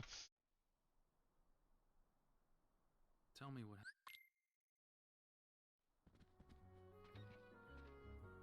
And now we basically, like I said, the theme of Travis Town. A lot of movement and a lot of story stuff. So we're gonna jump up here, talk to Sid. Sid always seems to have a part in the world. I don't know why, but sure. And they're talking about a gummy piece that Soladal and Goofy need to get back to Travis Town. Oh, Hollow Bastion, excuse me. Because some reason the pathway is now littered with Heartless. And so, another save warp. And since we had the Magician Study all the way back in the first 20 minutes of the one, we're able to go back here. We'll go down to the cavern, and we go this. We leave, and we're in the waterway area, and so that means we never have to do that Red Trinity ever.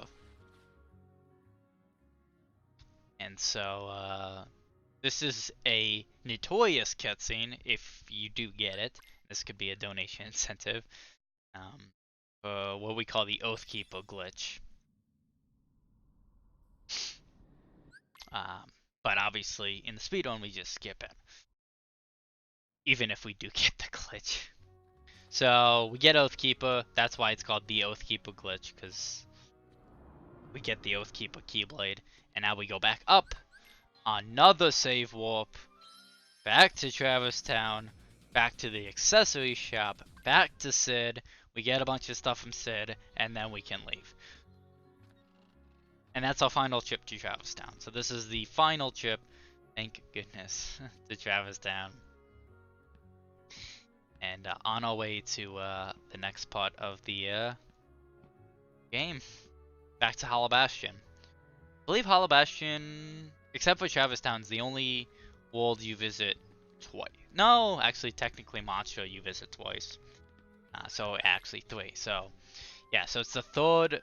Hollow Bastion is the third world that you visit multiple times in any percent.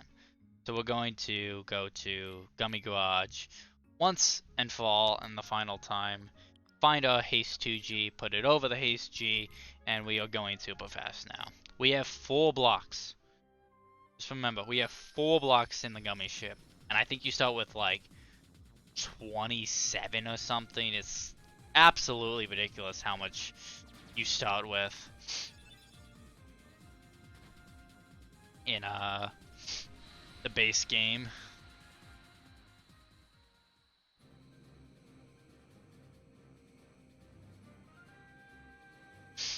So this is the second to final Gummy mission. Another good time for donations.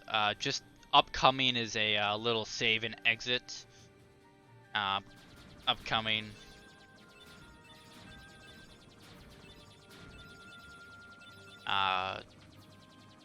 Just to get out of the Gummy mission, because this is actually one of the longest Gummy missions in the game if you don't do this. Split out. But you have to make sure you do it at a correct point. So here it is, upcoming.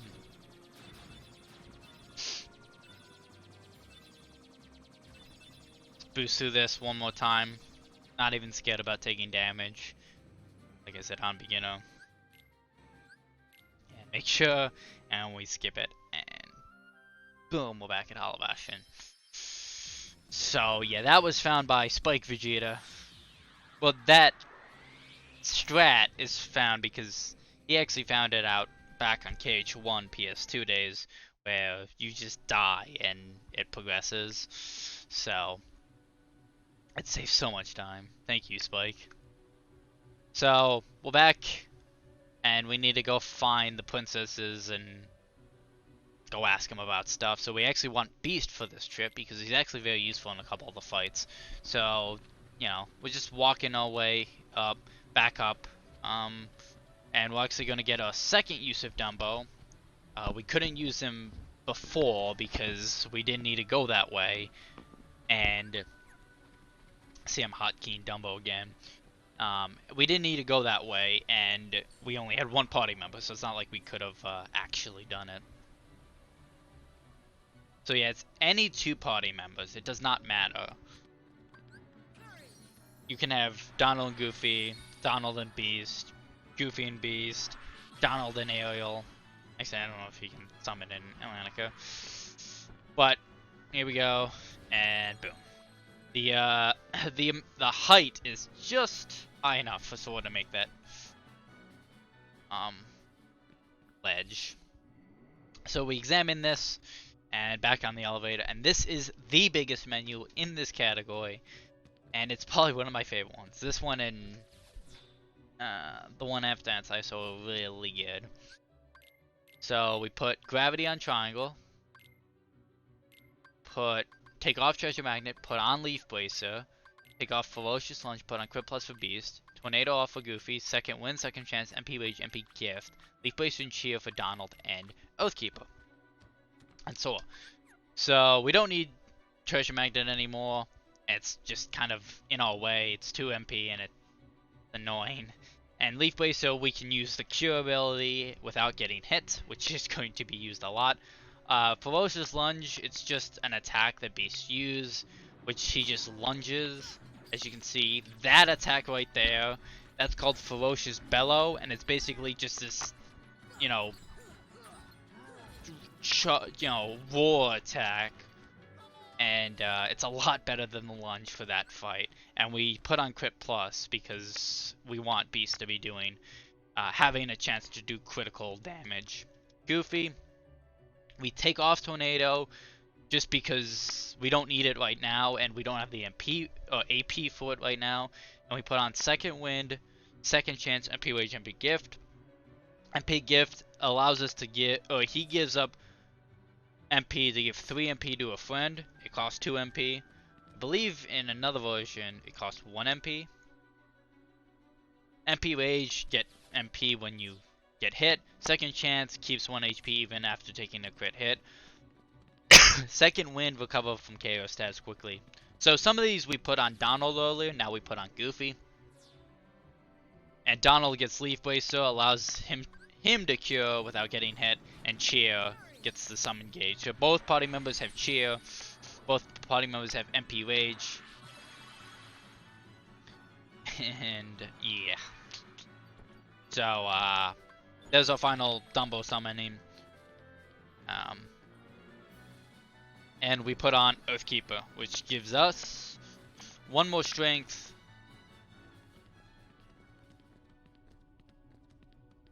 and has our MP at 9. So our MP is at 9, strength is at 40, our defense is 27. Even with those 8 defense ups, we have 27 defense. So yeah, that's why I'm saying the end of the game can be not like won over or like deadly, you know, for a marathon, but it could go bad.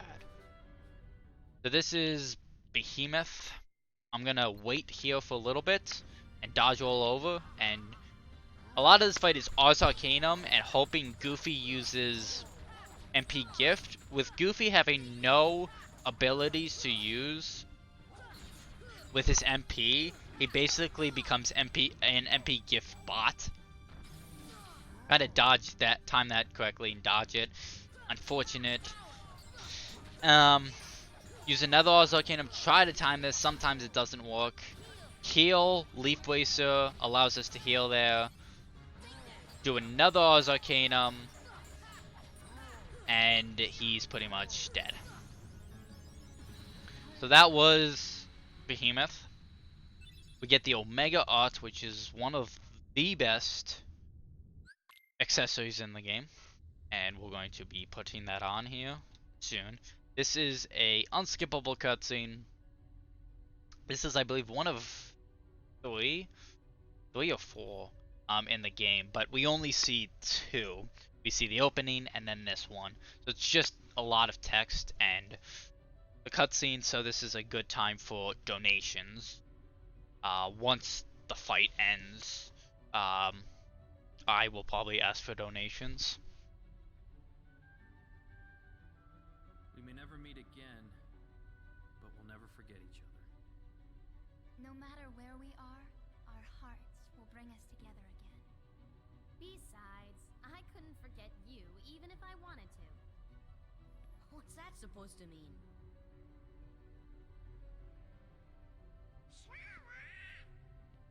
Hurry! Come and close the keyhole! Sora, good luck.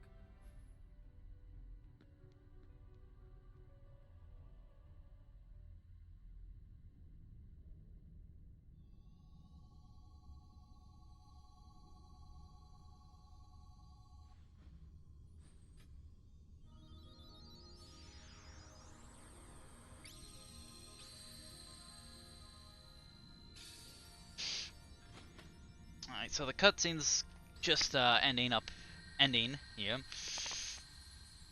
So it's about a 2-minute unskippable from the end of the fight.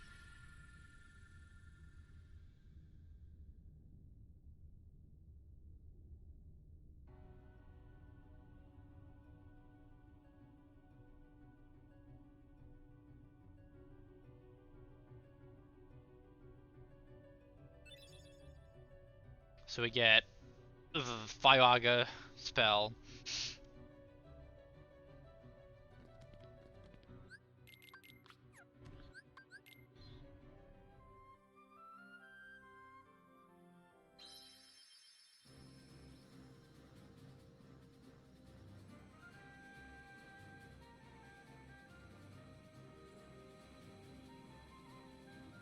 So this is the final gummy mission of the game. And then we are done for gummy mission. So this is like probably the last really good time to get in donations.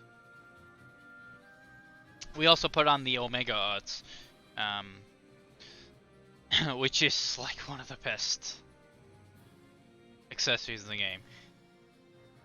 It gives us 1 less MP, but it gives us 3 strength and 3 defense. So it's basically consider that like the fighter. Like this is the fighter setup that we have currently. Even though we have Oathkeeper, and that has, you know, that gives us 8 MP. Currently, it's just nice to have the fighter setup because there are going to be some fights here. In the beginning of this world that are very annoying. So this is the first invisible zoom. It's annoying. So the basic premise is try to gravity all of them, and sometimes that can happen and like none of them come at you. So cleanup is you're just trying to gravity them while also attacking. Because if you hit one, or if you attack them once and then gravity, they kind of get stunned, and they just die. So, not the, you know, that wasn't the greatest fight, but now there's not much you can control if they get all over the place.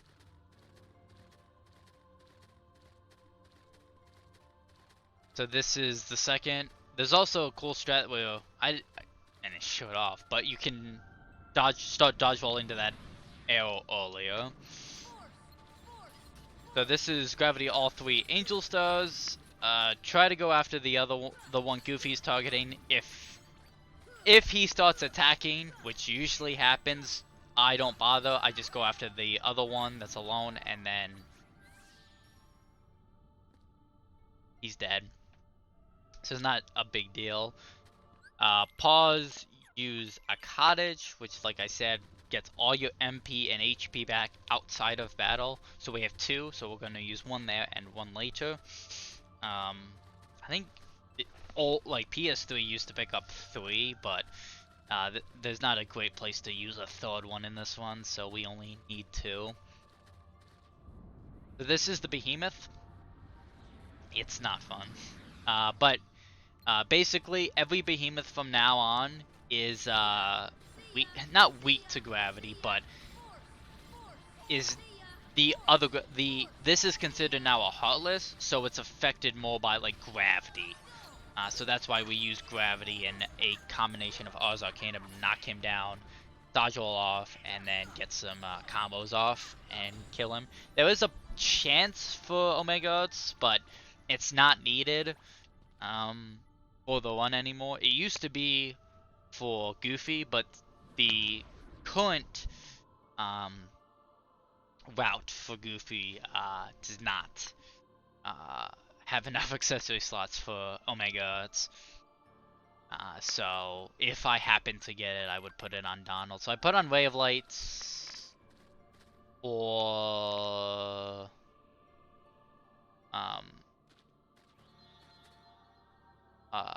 Raven's Claw.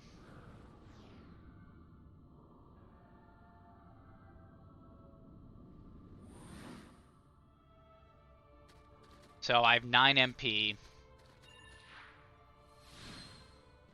9 MP. I guess okay. So yeah, I have 9 MP.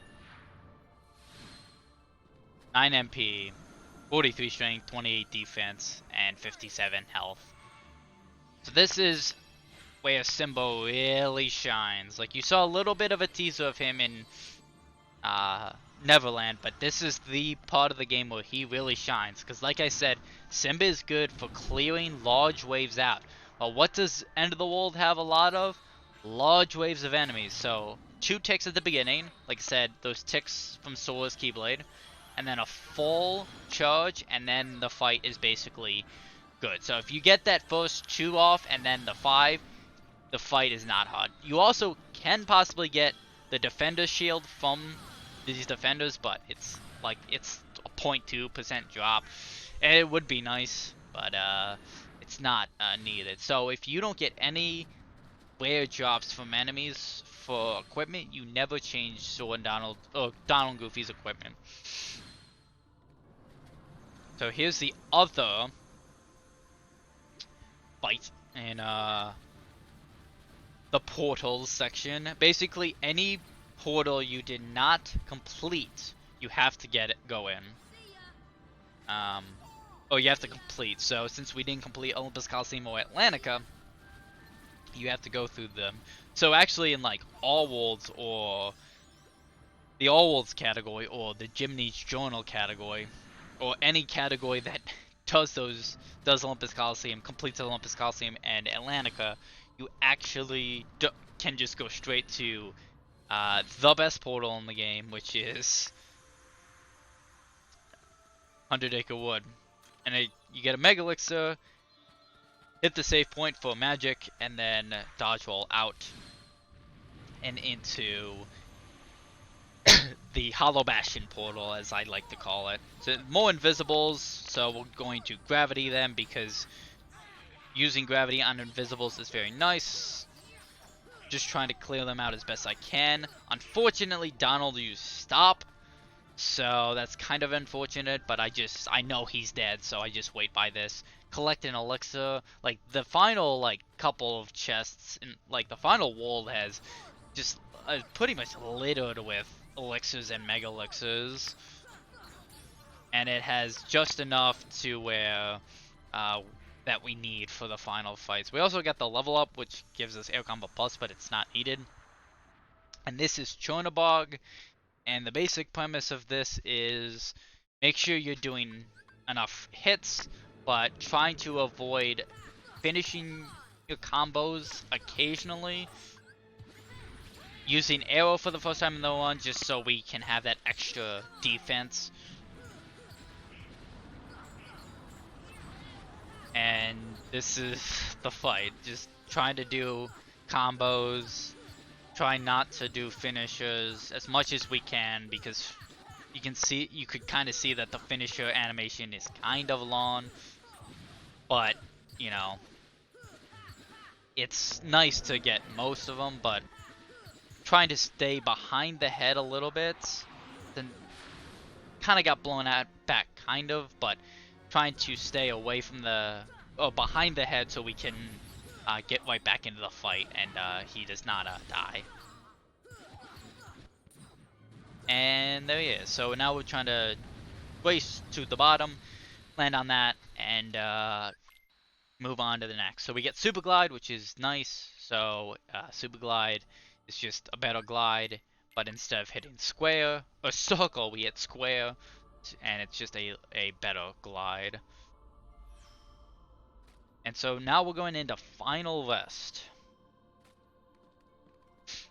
But first we have another behemoth, so this is a Heartless behemoth, so we are going to Gravity and use a lot of Ars Arcanum, dodge roll to the left there, get on his head. Use a lot of Gravity here at the start to do a lot of damage quickly. Goofy will throw an MP gift to one hit, use another Ars Arcanum. Goofy will throw another MP gift, and then he's almost dead. There he goes, one more hit. And then we throw the Mega Elixir and then try to position ourselves decently so we can set up for the beginning of Final Rest.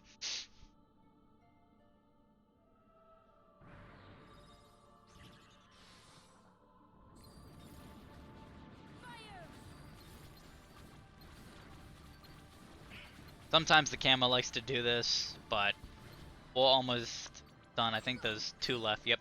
So sometimes they can do this, but it's not a big deal. Fire, 2 fires will kill them. Call my party members over, get arrow up, and then gravity, and hope they all get caught. If I have the MP, I will Ars Arcanum, which looks like I will here. And unfortunately, like, none of them, you know, wanted to be caught in the Ars Arcana, just the attacks today, so that's unfortunate. And as you can see, I'm trying to do more attacks, and unfortunately he DM'd again. That's their DM, and you don't want to see that. And so just a couple more attacks, and then we're gonna go to Simba. Like I said, Simba works very well with large groups of enemies, a lot of sections of mobs. Well, what is Final Rest? It's a lot of mobs. It's a lot of enemies in a short amount of time. So we clear 6 waves or something. We clear a lot. And we basically hold our charge the entire way. Every charge should be at the very end of the blue bar. So this is the 3rd wave. It's 5 actually. Here's the 4th wave. And because of all the stuff we've done, all the equipment we have, all the abilities we have just enough to finish that final wave with that. If we mess up one thing, or we don't have a cheer, or we don't have a correct equipment, you do not get that final charge, and that last wave is not fun. So pick up another Mega Elixir, hit that save point, put on MP Rage and Air Combo Plus for Sora, put on Raven's Claw for Sora, and put on Ray of Light for Goofy. And we're going into the final battles. So MP Rage, like Donald and Goofy have, it just recovers MP when we get hit, and Air Combo Plus is just another Air Combo modifier. And so the final stats for Sora, 45 strength, 32 defense, 57 health, 8 MP. Goofy has 24 strength, 24 defense, 5 MP. And Donald really doesn't matter, but 22 strength, 21 defense, 6 MP, 42 health. Goofy has 63. So this is Anthem 1. This is a very annoying fight on beginner, 80%, because the whole point is trying to get him into this corner right here, which he did not want to go into, and using Ars Arcana, but not like a lot of it. It depends on how like the fight is going. To do it.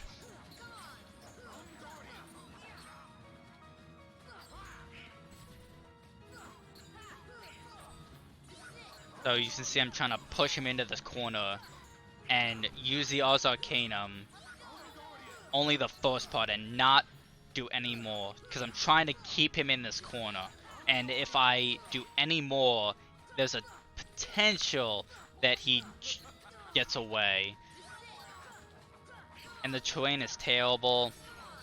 So that, wasn't a terrible fight, but it can go a lot worse. So this is the final menu of the game. We're going to put on all 5 of our items, use all of the cottage, put both elixirs on, put all of our mega elixirs on, so 5 items for Sora, MP haste, and tornado for Goofy. So Goofy has just enough MP to make this work. He gets 2 MP, or AP, from that battle, so he has a total of 20 at the end of the game, and he has 18 going into that battle, and you need 5 MP or AP to do that menu, so he has just enough. So MP haste, pretty much all our party members have it at this point. And that was Darkside trying to get a quick kill, but didn't work that well, but it's quite alright. So this is Anthem 2. This, I would say, is the toughest wall for a new runner of this category, because it's all about looking at his health bar and knowing when his health changes, or when he starts to DM. So we're gonna try to Oz Arcanum a lot through the first couple of bars of damage. And right around here, we want to try to do enough damage, but not over damage him. So he submits here, do two hits and then 1 hit to stagger him. Oz Arcanum should stagger him. He submits again. Like I said, try not to over damage. 1 hit there, because I know that if I do any more damage, he'll possibly DM. Another 2 hits, another 1 hit to stagger. Another Oz Arcanum to stagger. Just carry that one out. And then, as long as all your hits connect, there is your DM skip. So that is a very technical fight. I would say it's probably the fight that is the most technical in this game, just because you have to count how much damage you're doing, make sure you don't over damage, make sure you know where you are in damage. So now on to Anthem 3. This fight is basically just making sure we're staying alive with health and using a lot of arrow, and making sure, we don't do full combos completely. These lasers can be quite annoying. Also, if you saw, I have arrow hotkeyed because back in Final Rest, I used arrow, and so it remembers that, and since I have not left the wall, it keeps arrow up there. So yes, I have actually died to this fight. It is possible, as you can see, I'm taking, even with arrow, I'm taking a ton of damage, because I don't have a ton of defense. So we're just doing a lot of damage to get more MP for the next fight, which is Shadows. They're back. Oz Arcanum should take out most of them. Sometimes they can snipe you and they can just go under the ground. You can use the Oz Arcanum, or I probably could have just done 2 hits to them. And these things die basically to a gravity and 1 attack. Getting that Mega Potion out, because I do not want that. And throwing one of my elixirs. So this is a dumb fight, I would say, because that can happen. So the premise is I want to land up here, use an Oz Arcanum on this thing. Have to heal because I got absolutely destroyed. Oz Arcanum that. I got destroyed. get hit again, have to heal again, jump up here, glide up here, and do. You can Oz Arcanum that, but since I was coming up from that angle, I could only attack. So that goes to show you how annoying that fight can be. Throwing a Megalix in this room so we can Firaga these guys. Like I said, 2 Firagas take out the Dark Balls. Waiting for them to mainly charge at us. And when most of them are charged, using Oz Arcanum. Trying to carry the Oz Arcanum by switching targets and kill this guy. Dark Balls die in 2 hits. Firaga is just a lot better than trying to actually hit them twice. So don't want to throw a. I was checking to see if I had gotten any Mega Ethers, but I did not. It's nice to get a Mega Ether there, but it's not needed. So this is the face. This is another fight you can easily die on if you're not careful. And Goofy there, you can see him using Tornado. You want him to be useful, but not like he'll die very easily because he doesn't have. There's no Donald there to heal him. So there's a cure. And as you can see right here, I use cure and I use iframes, the invincibility frames, aka Leaf Racer, to basically heal that and not get hit, and he's dead. Now we want to throw the elixir, our final elixir, so we have 2 items left. 2 Mega Elixirs. We want to save at least 1 Mega Elixir for the final battle, and 1 for the second to final battle. So there's a couple. Well, here comes Invisibles again. We want to gravity these guys and try to do an Oz Arcanum and try to get a lot of them off and try to get this guy. And he's dead. And gravity the scene 1 more time and do 1 hit. And so we're going into the final 2 fights. This fight is not hard, but you can get sniped by some of the lasers, and it's not fun. So trying to avoid that here. So 3 gravities and some attacks, and we want to throw the Mega Elixir. It's player preference where you throw that Mega Elixir. I throw it there because I want full MP and HP for all my party members at the beginning of this fight. If you get an Elixir drop from the Invisibles, you can throw one after Invisibles, before that, and after this section. So as you can see, I'm trying not to finish my combos too much. And I'm just mashing triangle to try to get Goofy to use Tornado. And so this is decent. This is pretty good damage here. Getting him into the yellow is pretty good. And just doing a couple more hits. Wait for that. Throw the Mega Elixir. And time will be coming up when I kill him. More of that. Now that, like, you know, the fight's pretty much won, I can just do my full combos and time. So that is Kingdom Hearts Final Mix HD and Episode Beginner. Thank you for letting me, you know, do this, and I hope you enjoyed.